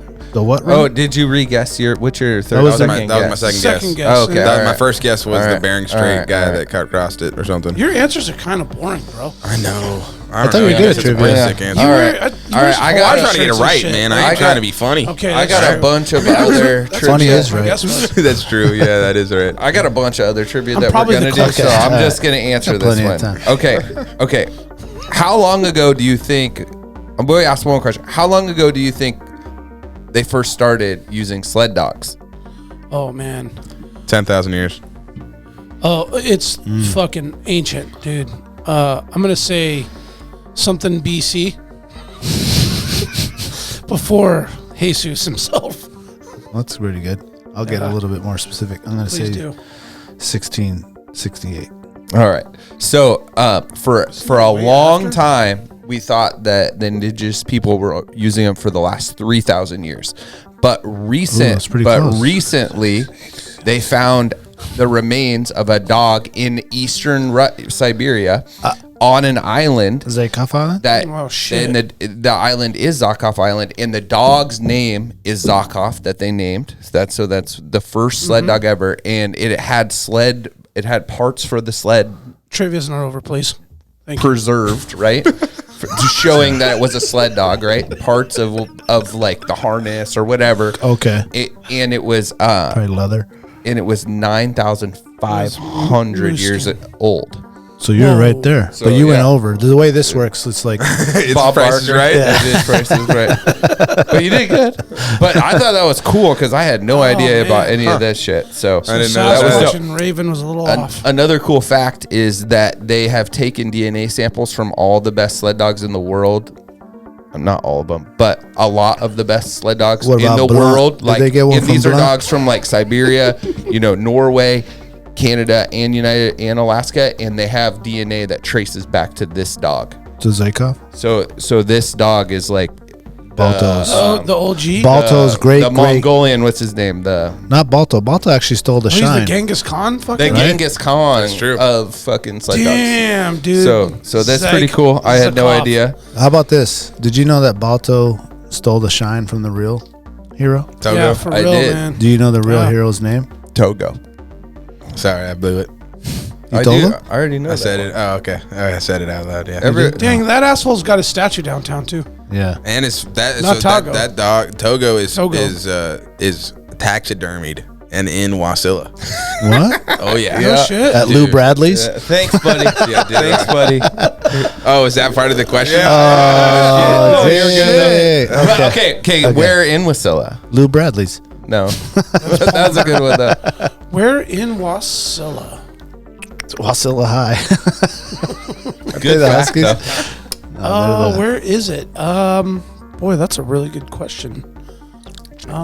Here's the exact question: what famous heroic sled dog was preserved and is on display at And this is what we have to answer. And this is what you guys can look forward to on February 16th at Double Shovel. He's in the Sportsman's Warehouse. There you go. That's actually a really good guess. You know where he's at? Yeah, Iditarod headquarters. That's right. Oh, that's way cooler. Oh. Yeah. Damn, man. Yeah. Is it? How far is that from Sportsman's Warehouse? As a crow flies. Headquarters is like a mile from like As the Zaka downtown flies. Wasilla or whatever. All right, here's a Not cool even. one. So, why and when were the French the earliest European adopters of sled dog? Why and when? Of dog sledding. Why and when were the French the earliest European adopters of dog sledding? I'm going to say to transport prostitutes to the edge of the line for World War One, whatever year that was. Hell fucking yeah. I so hope to God that is what the answer is.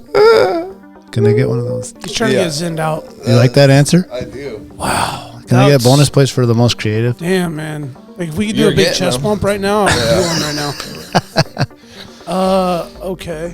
Why did they adopt? In World War One, what's the date on that? That's like 1920.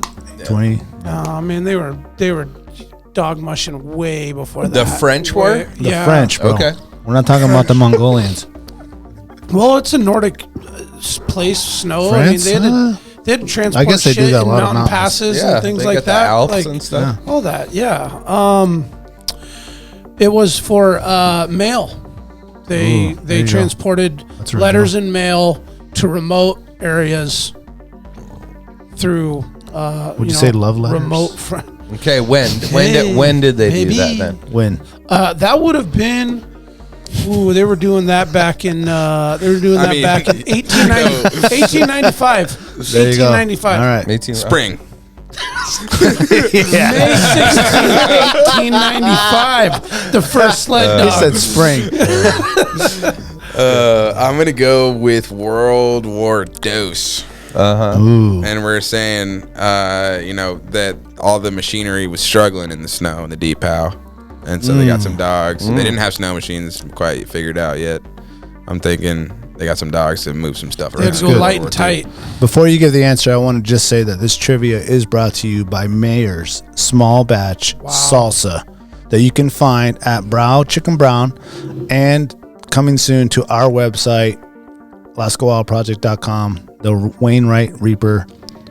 Let me tell you, it is the best salsa you've ever had in your It's life. so good. Okay? It's incredible. It's incredible. Actually, it is actually no joke. I had some homies come through here the other Friday. A couple beers, were just catching up. They happened to be in the neighborhood. Cracked that open, and they could not stop eating it. I'm It's like, so okay, it's good, not dude. just me. And that's just some fresh ass dudes that haven't been eating stuff. And if you win this Stumbled in here. trivia, you will go home today with a Wainwright Reaper bottle of small batch Mayor salsa. Oh my God. Sean, Dreams do come true. Brendan. Yeah, it's Yes. so good, man. Send one to Brendan. And the verdict is, Shout out to Brendan. All right. though. Shout out to Brendan, dude. Shout out. yeah, man. We got to get him up here. Yeah, we got to get him should to call get him. to see his trivia games. What do you? What Maybe do you after this, trivia, we'll give him a little. Yeah, that'd be cool. Random call. I'm be impressed if he was We'll see if he answers. We'll try him. How Yeah, about we gotta that? do It's it. one, Can we do him on a 1 Facebook a.m. one? there. It's 1 actually a.m. he's in Utah right now on Ooh. a work conference. We'll so he might FaceTime be him. up. Yeah, there you Let's go. see if he answers. You know he's uncomfortably laying in a hotel bed that's super cold and No, you should just text not him and be full like, of hey, life you're and about to love. get a FaceTime. Be Just ready. see what happens. Be ready. Norvac is What are coming. you up to, Or, I mean, brother? All right, the French were early adopters of dog sledding when they began to colonize Canada in the 1600s. As hunters and trappers, they makes a lot more sense. naturally took cues from the native Iroquois hunters who had used dogs for those same purposes for centuries. That makes a I lot totally more didn't even think sense. about What was the that year? Hudson Bay and all that Yeah, stuff. the 1600. French. Good year. Good year. That was a good year. That was good. The grapes were good. I said 1895. So I might have been Everyone the was closest. 200 years off. You hate So, to see it. How did the term mushing I wish I had some salsa. come to be? Ooh. The term mushing, how did that come to be? Who? You already know the answer? You think you know the answer? What is- I don't know. You know, What, maybe. You want me to come my up with question some is, what is grand- mushing? What is mushing in like native tongue, which is probably multiple different dialects. Yeah, I don't know. You know, Yeah. So and you something to do. Just throwing some stuff out. Well, that's probably one of the mushing cultures. Oh, man, come on with some facts. I like it. I got facts. Somebody remembered the shit they learned in high school. I like it. I read. That's good. I should read more. Have you read the Alaska book by Michener? You should if you haven't. So you got to. Dude. It's just called Alaska. Michener's the author. The Audible is better. Really? Dude, I'm having a fucking problem. I just got to admit something real quick. Too long. I'm not talking about that. I read it. I love because I like to be in my own head. I tried an audiobook, and the first audiobook I ever tried is Ordinary Wolves by Seth Kantner. Isn't that an epic who we book? want to have on the show? Oh, that would be so cool. But the audio, I don't know, man. I'm having a problem. Like I can't. It's all about the narrator's voice. Yeah. Totally, dude. I can't make the connection. If that guy sucks, it ruins the book, and you just might as well read it. Yeah, like I will not listen to a book that Seth Rogen reads. It's just not happening. He'd be like, True. But I've been wanting to read that book, and I decided I'm gonna try audiobook.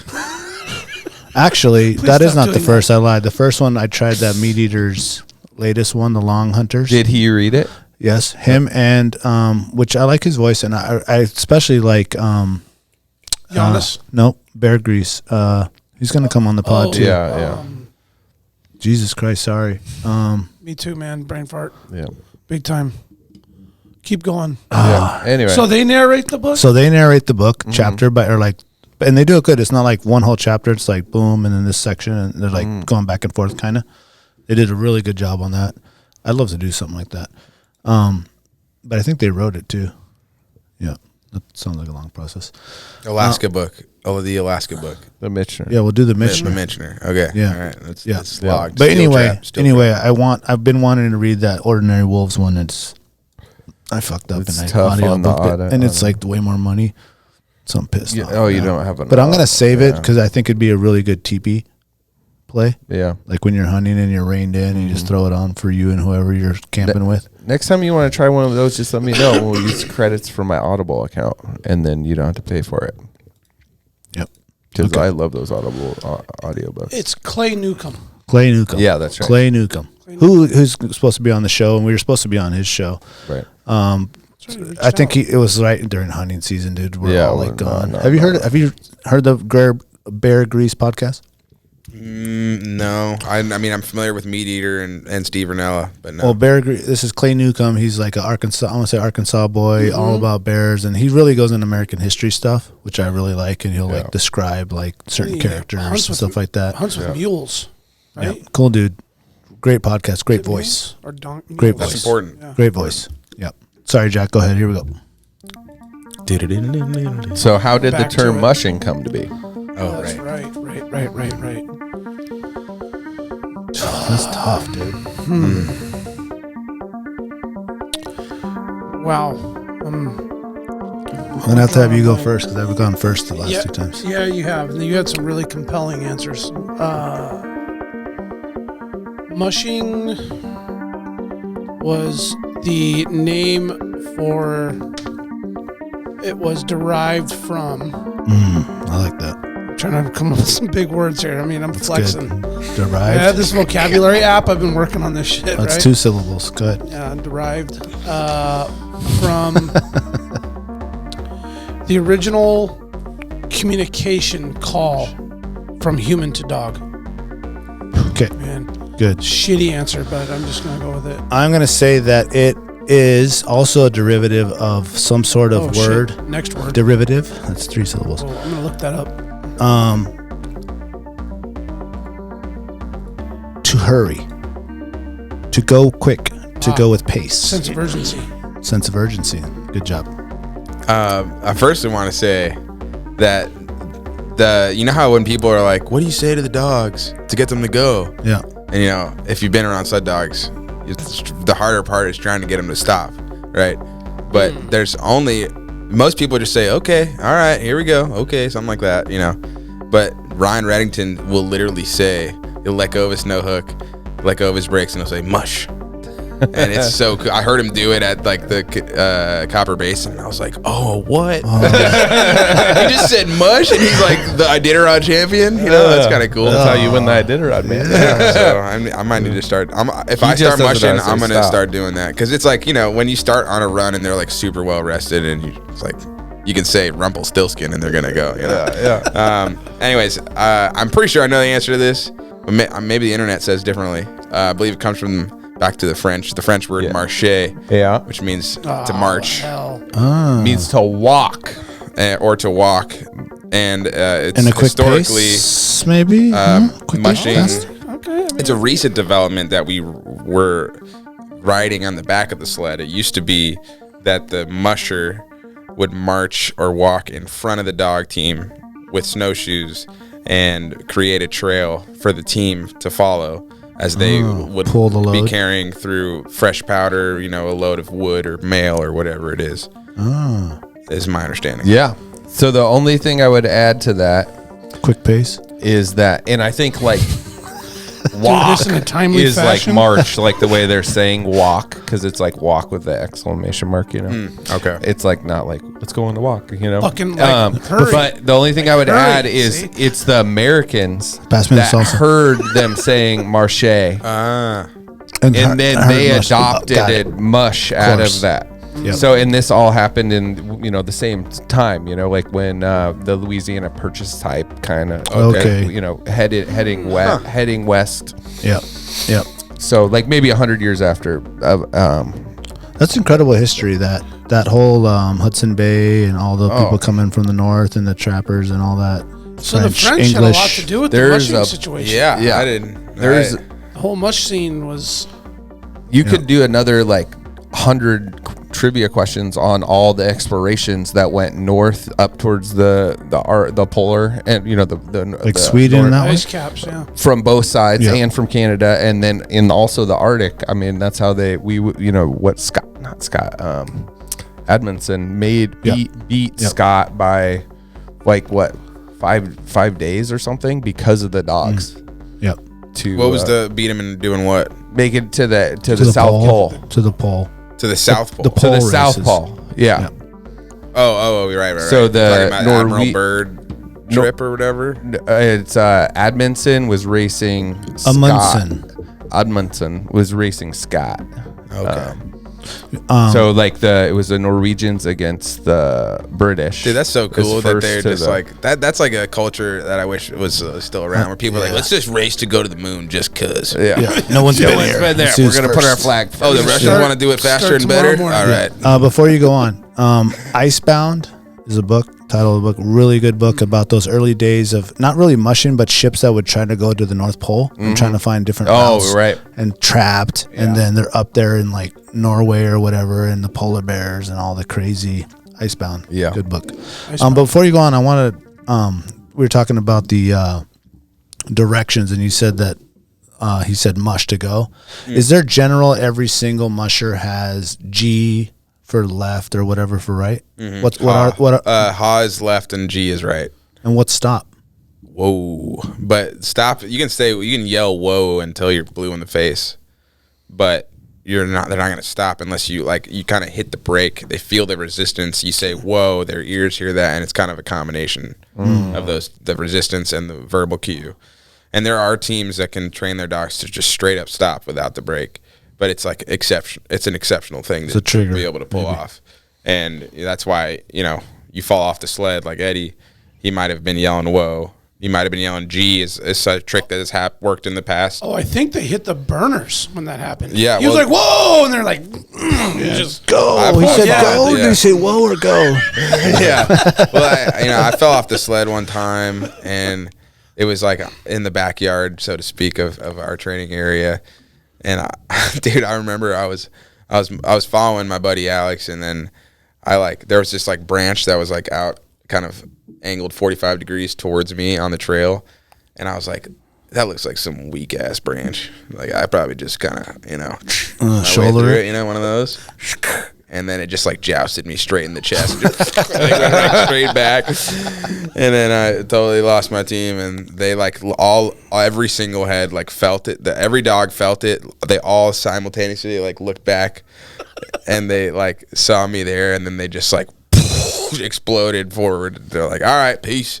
And Alex was behind me, and so he like came around the corner and he saw me standing in the trail without a dog team and immediately knew the situation. And like I got on and we start pedaling like in the back of the sled, and we're pedaling, and it was like a cop scene, dude, and we're trying to catch this rogue team. And it's like a really windy, hilly trail, and ended up like crashing the sled around a tree not too far ahead, and nothing was wrong, but it can go much worse than that, so it ended up being a fun thing to look back on. Like that leads me to another question before we get through it. Sorry, Jack. This is super long-winded.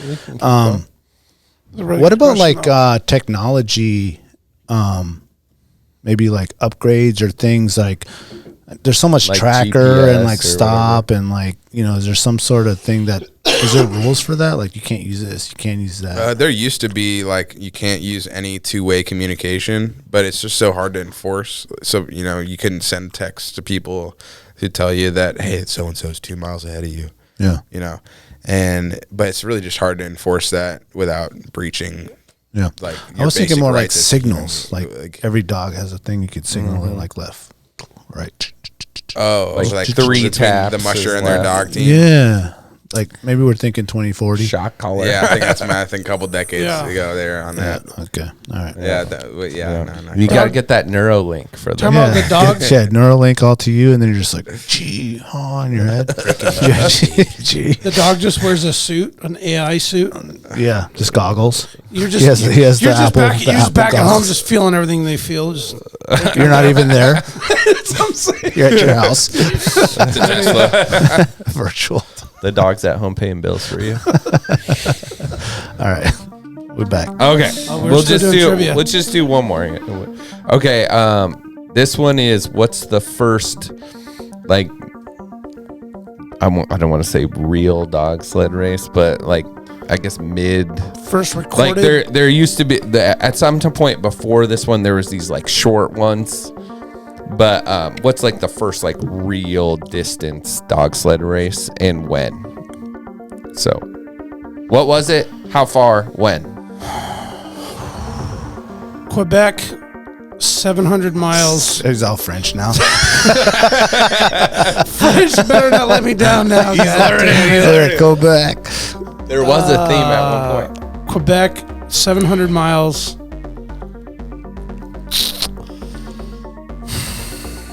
$1912. Moscow. Yes. To Sochi. Yes. To Sochi. Where there is no snow. Yes. To deliver. They come in the mud. Yeah. What year? This is like 1877. All right. Sean, don't look so serious. Okay, we're talking. This guy's racking. Do you see him? He's looking at like, these assholes have no idea. Like a real race. A real race. All right, here, bear with me. Here we're talking. Think Mediterranean Sea. We're talking Morocco. Ooh. Okay. What? The desert. Right? We had desert mushing with desert. No, I'm just kidding. Oh my God! That was good. You're good. That was awesome. Like, shit, that happened. I was like, that sounds awesome. I wanted Tell it's me like hairless dogs. Hairless dogs out there just riding on a sandboard or something. I don't know. They average 18 miles an hour. Sprint dogs do that. I'm thinking that Leonard Seppala is the guy that did the Serum Run, and he was running races in the 20s. I don't remember what the race was called. Maybe like All Alaska Sweepstakes or something like that. Is that what? You fucking know. Is that it? Oh, he's got it. Damn. Yeah, it is. Yeah. All right. Yeah. And how long? How far do you think it was? I'm gonna go. It was 1920s. Said the dude. 300. So 1908, 408 miles, and it was called the All Alaska Sweepstakes. Damn. Yeah. I said 1910. I was so pumped close. doing this research because I learned about Seppala, and there's a street in my neighborhood, and all the rest of the fucking streets are named after mountains. And then I was like, why the fuck is this one here? And finally, like, oh yeah, because Balto. But you know what we always say when you're about to go to Balto? You want to go to Balto? Togo? Togo. The original Togo. The original Balto. Because Togo did the harder. Yeah, Balto just finished the race, dude. Like this dude did the bulk of the thing. He did all the work. Yeah. And then it was like, what, 22 different mushers? It's like when the guides carry all the meat and then the client just carries the rack. Yeah. It's Togo and Balto.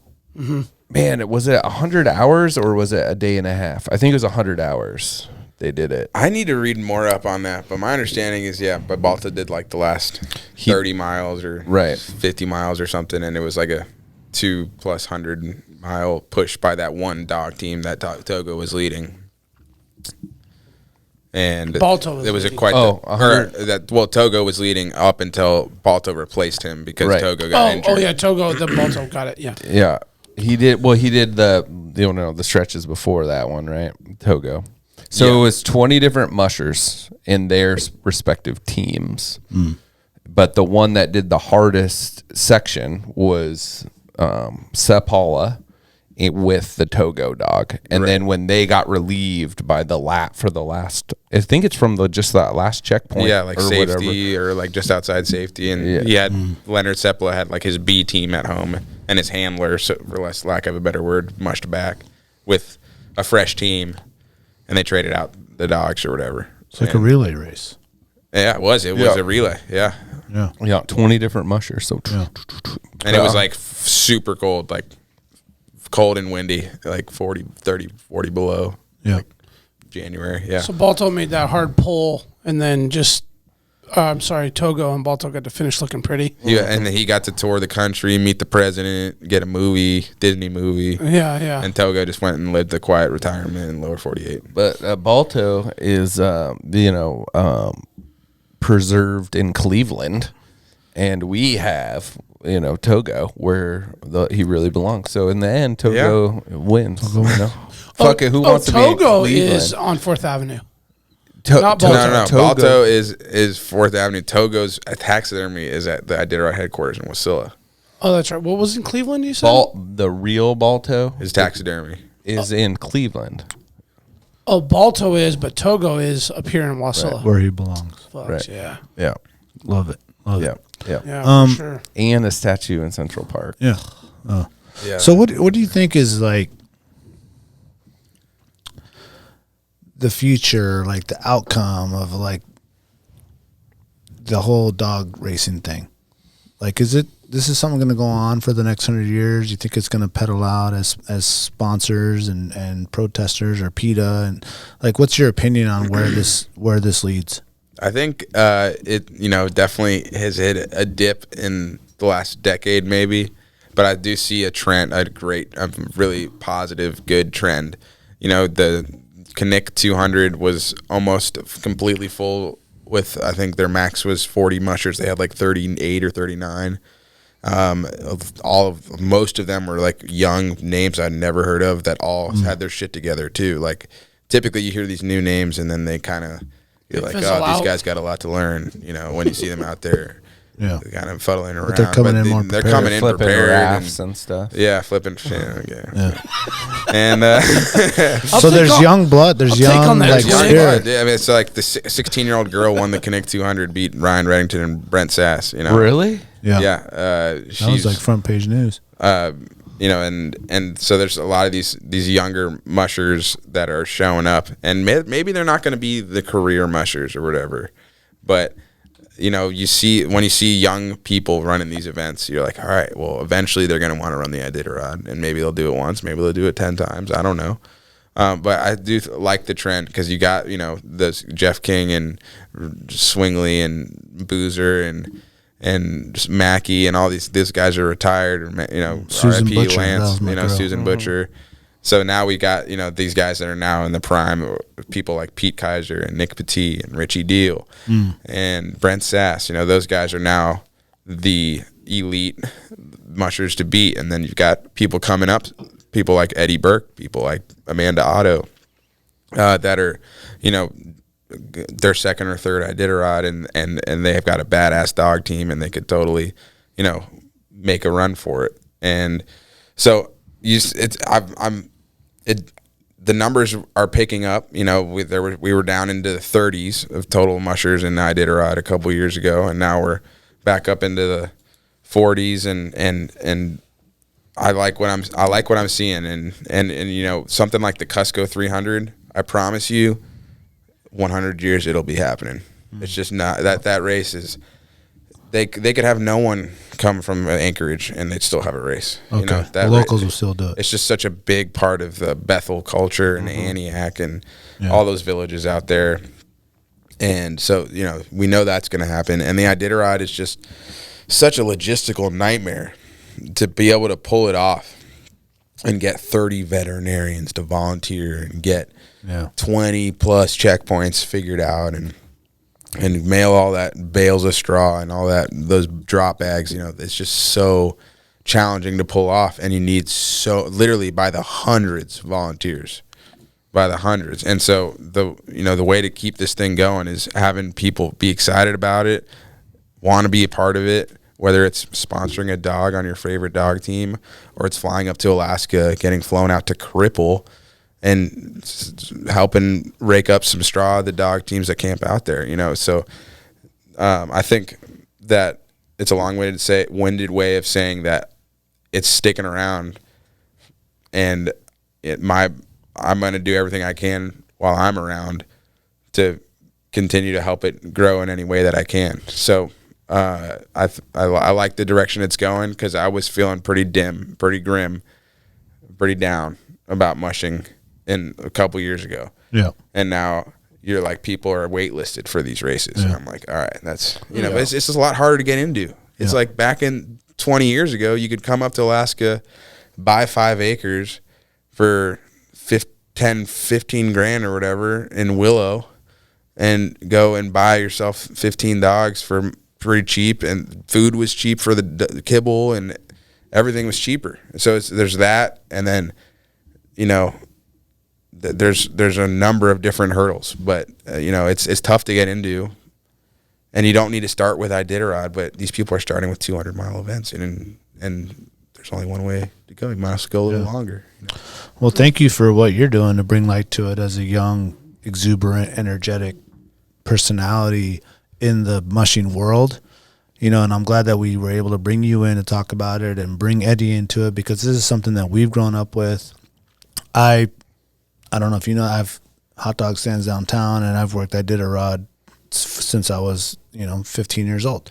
So I've been a part of it and known many of the mushers and see what's going on. And I think that it's a truly Alaskan cultural landmark event that happens, Iditarod and all the other races. And I think it's something original and cool. And it's kind of sad to see that, like, the running of the reindeer, like, brings out more people than the actual dog races. Right.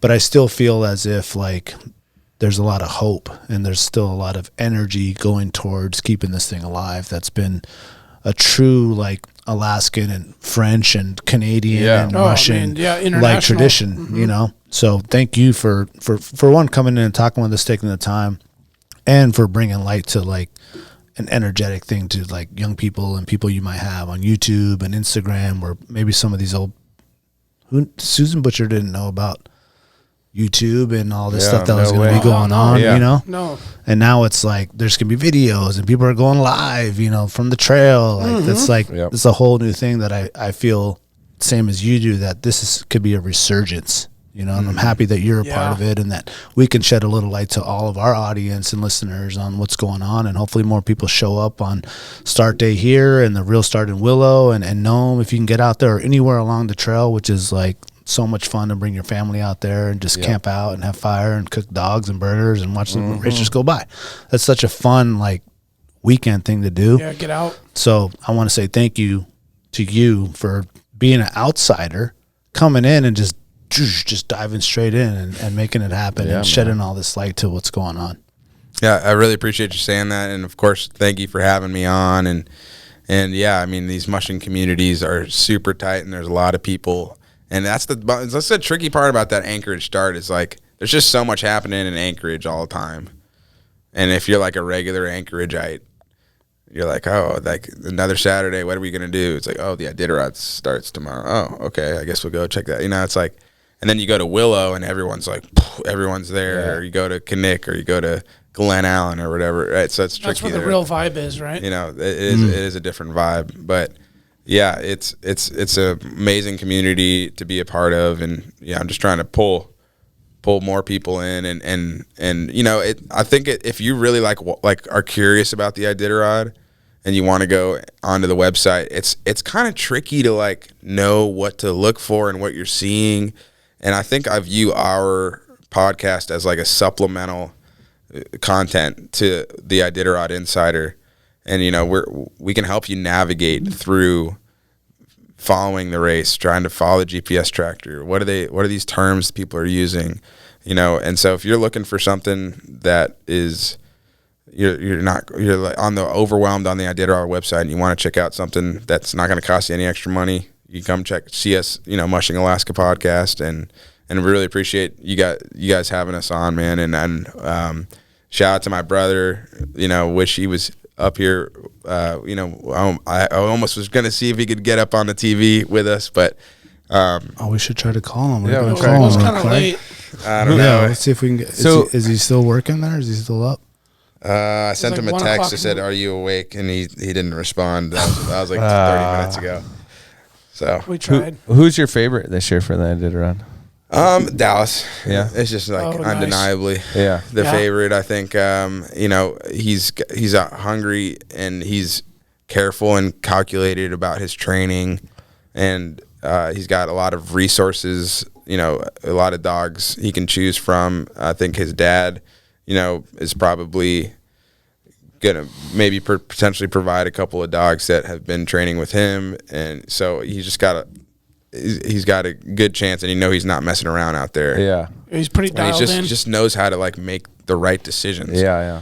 And that's the toughest part about this, making those calls. And people seem to always make the wrong choice out there with that sleep deprivation and being in the cold, and you think you're seeing something that you're not. And he's every single race he's ever been in. So when he initially broke the top 5, since then he's never left it. Right. All these guys, Brent, Nick, Jeff King, you know, that they would win the Iditarod and then or come in second, or it was like some years they come in 10th or 9th. It was like and that's still really good. Right. And people, like, if you finish 30th place or you finish in 15th place, it's like so easy to like watch the race and be like, yeah, they're just kind of taking it easy. It's like, no, like finishing 28th in the Iditarod is insane. It's still like a pretty fast pace. And to be finishing, you know, top 5 every year, even when your dogs aren't doing what you wanted them to, and maybe you made a mistake here and you made a mistake there, he always seems to pull it together and finish up near the top. So, yeah, him, and then of course, you know, Brent is a good choice, and Pete Kaiser, but I'm excited about the new names. You know, Eddie's got a new team this year, so I think it'd be like an underdog situation if you finish top five, you know. Or top 10. I think that's, you know, I think he knows that, but I think he's been training him really good, and I think he's making something special happen with that dog team, and the culmination of it could be in this year's Iditarod. Yeah. And, you know, Amanda Otto, she's finished 4th in the Kinnick. She's been training this dog team every year for 4 years since they were literally size of a potato, and you know, that you can't replace that kind of level of connection with your dogs. And she's not the only one. Hunter Keefe, you know, he's been working for Ryan Reddington and Ramey Reddington, and has this incredible group of dogs that he's been working with. He just finished 4th in the Cusco. He's like 25, you know, and he just like me, like, you know, showed up to Alaska when he turned 18 and was excited about following the Iditarod growing up. And then he's like, maybe I'll try doing this. And then now he's finishing 4th in the Cusco. Oh, and that's awesome. That's crazy. You know, almost winning Rookie of the Year. So, yeah, there's a lot of like these younger names that their coming out party could be this year. Yeah. You know? Yeah. What do you think about Great this prospect. thing? Like once they get to like safety or the one before safety, when they're White Mountain, when they like Dallas, he'll shed the dogs, right? Like he'll drop down to 5 and just burn. What do you think about that strategy versus the traditional where it's like, okay, we're running with as many as we can? Yeah, that's a fact. I don't know, like that's kind of uncharted territory for me. Like that's a crazy decision process. But if you got 5 dogs that are just totally bulletproof, you just know they're gonna crush it. And you've got 3 other dogs that you're like, they probably could make it, but this is a long run and it's probably one of the harder runs of the whole race, and it's the last run of the race. It's the power play in overtime. It's a move. Yeah, who's on the ice? Yeah. Yeah. I love it. Put your best out there. Let's just try to call your brother really quickly, and if he doesn't answer, he doesn't answer, and then we'll run it out. What's the number? 770-490-3709. He's gonna be like, what? This poor guy's gonna get phone calls from everybody. Yeah, dude. Oh, we just gave his number out. We so did. Oh yeah, and it's on the screen. And if he doesn't pick up, then we just really. So this guy can give you free tickets to any game in Vegas. Damn. Whoops. I don't know if it's gonna work here. Our internet's a little slow. Let me try again. 770. 770. Reset. Sorry. 770-490-3709. 3709. I don't know if it's gonna work. Internet sucks here. I didn't want to do it. Just gave the guy's number out for no We'll reason. get our tickets You tomorrow. got lucky. We'll get him. Well, yeah. It's gonna call me tomorrow morning. Well, Someone call here. And I listened to a handful of your guys' recordings, and yeah, dude, his. I was trying to figure out what the setup was, because I didn't quite realize he was full time in Georgia, or up here he's sometimes. Like full time, lives in Atlanta, has a wife and I'm kid. sure there's some bits and pieces I just missed to kind of like connect the dots with that, but that's really cool that you still have that connection. Like, you left home to come live this kind of cool, unique lifestyle, and then still share it, but then like intermix the two and then bring understanding back home through a family member. Really cool thought process on that. And to your point, the resurgence, like that's a really great word, because it's like fresh change of the guard, the change of the face, the name, the energy, the style. Like, I'm just going to call it out on a lot of this shit right now. The dinosaur way of handling shit, a lot of stuff needs to go by the wayside and start letting some of these younger faces and people come into these organizations and things and change it to the way it is now.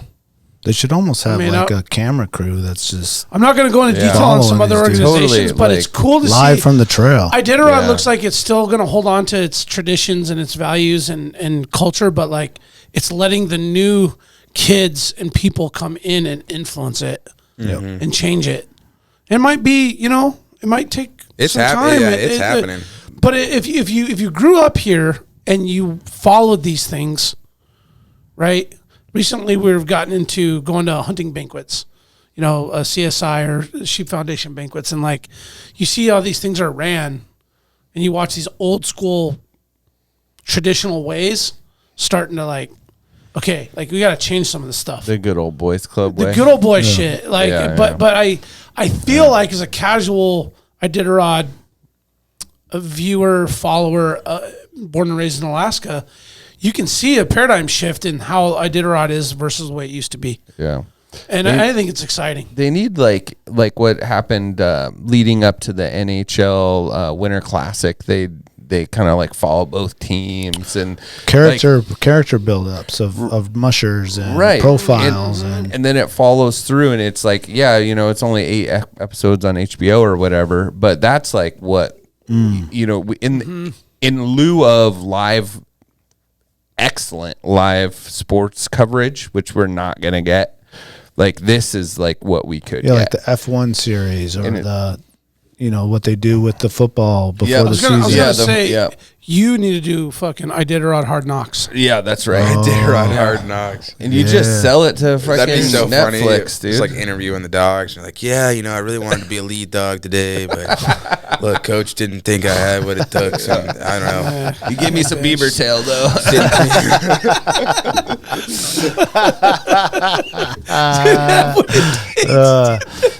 Sean, thanks for coming in, man. Thanks for sharing your time. Alaska, thank you for listening. Mushing Alaska Podcast. That is mushing.alaska.podcast on Instagram. Check out your local greens. Check out a Double Shovel. Check out the event that we're doing on February 16th. Thank you to all the sponsors. Any last minute things, boys? Nope. Iditarod 2024. Let's get excited about it, right? Yeah, it's imminent, dude. 4.5 weeks. Yeah. Good luck to all the mushers out there, man. We'll be out there drinking, watching. You know what I'm saying? Alaska, stay wild. You'll remember my speaking to you of what I call your overcautiousness. Are you not overcautious when you assume that you cannot do what the enemy is constantly doing? The Alaska Wild Project podcast is brought to you by the following sponsors. Barney's Sports Chalet, supplying hunters with the best hand-selected gear since 1963. The exclusive home of frontier gear built for the rugged Alaskan terrain. Your one-stop shop for all your outdoor needs. Visit Barney's today at 906 West Northern Lights. Big Rays, the Alaskan outfitter, committed to outfitting Alaskans across the state since 1947. Whether you're a recreator, parent, guide, or corporate buyer, Big Rays has the gear you need, tailored for Alaska's harsh conditions. Check out their new exclusive line of Auralic waders. Big Rays for all your outdoor gear and rugged work attire. BigRays.com. Tailored Restoration 24-hour emergency home services, helping Alaskans restore their dreams since 1972. Services include fire, water, mold, post-emergency cleaning, repair, and remodeling.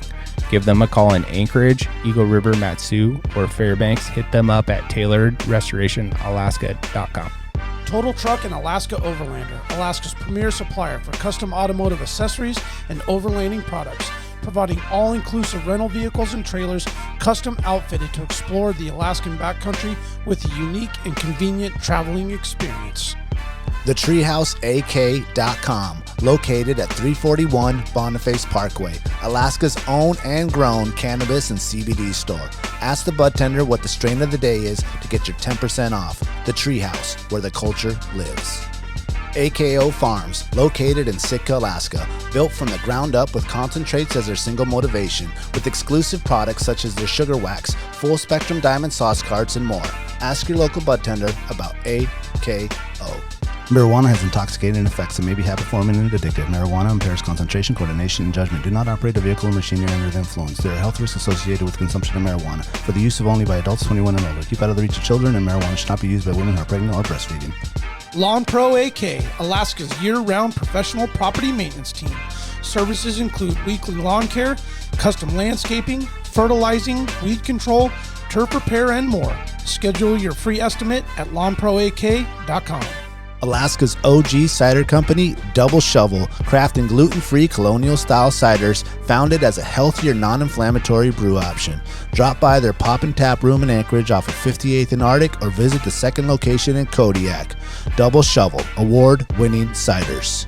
Alaska Mining and Diving Supply, located in Anchorage, is our go-to for powder sleds and utility rigs. Whether you're in the mountains with the flat bill bros, running trap lines, or hauling freight, they have the selection to get you dialed from peaks to the valleys. Find them on Commercial Drive or akmining.com. Equal in prowess and act upon the claim?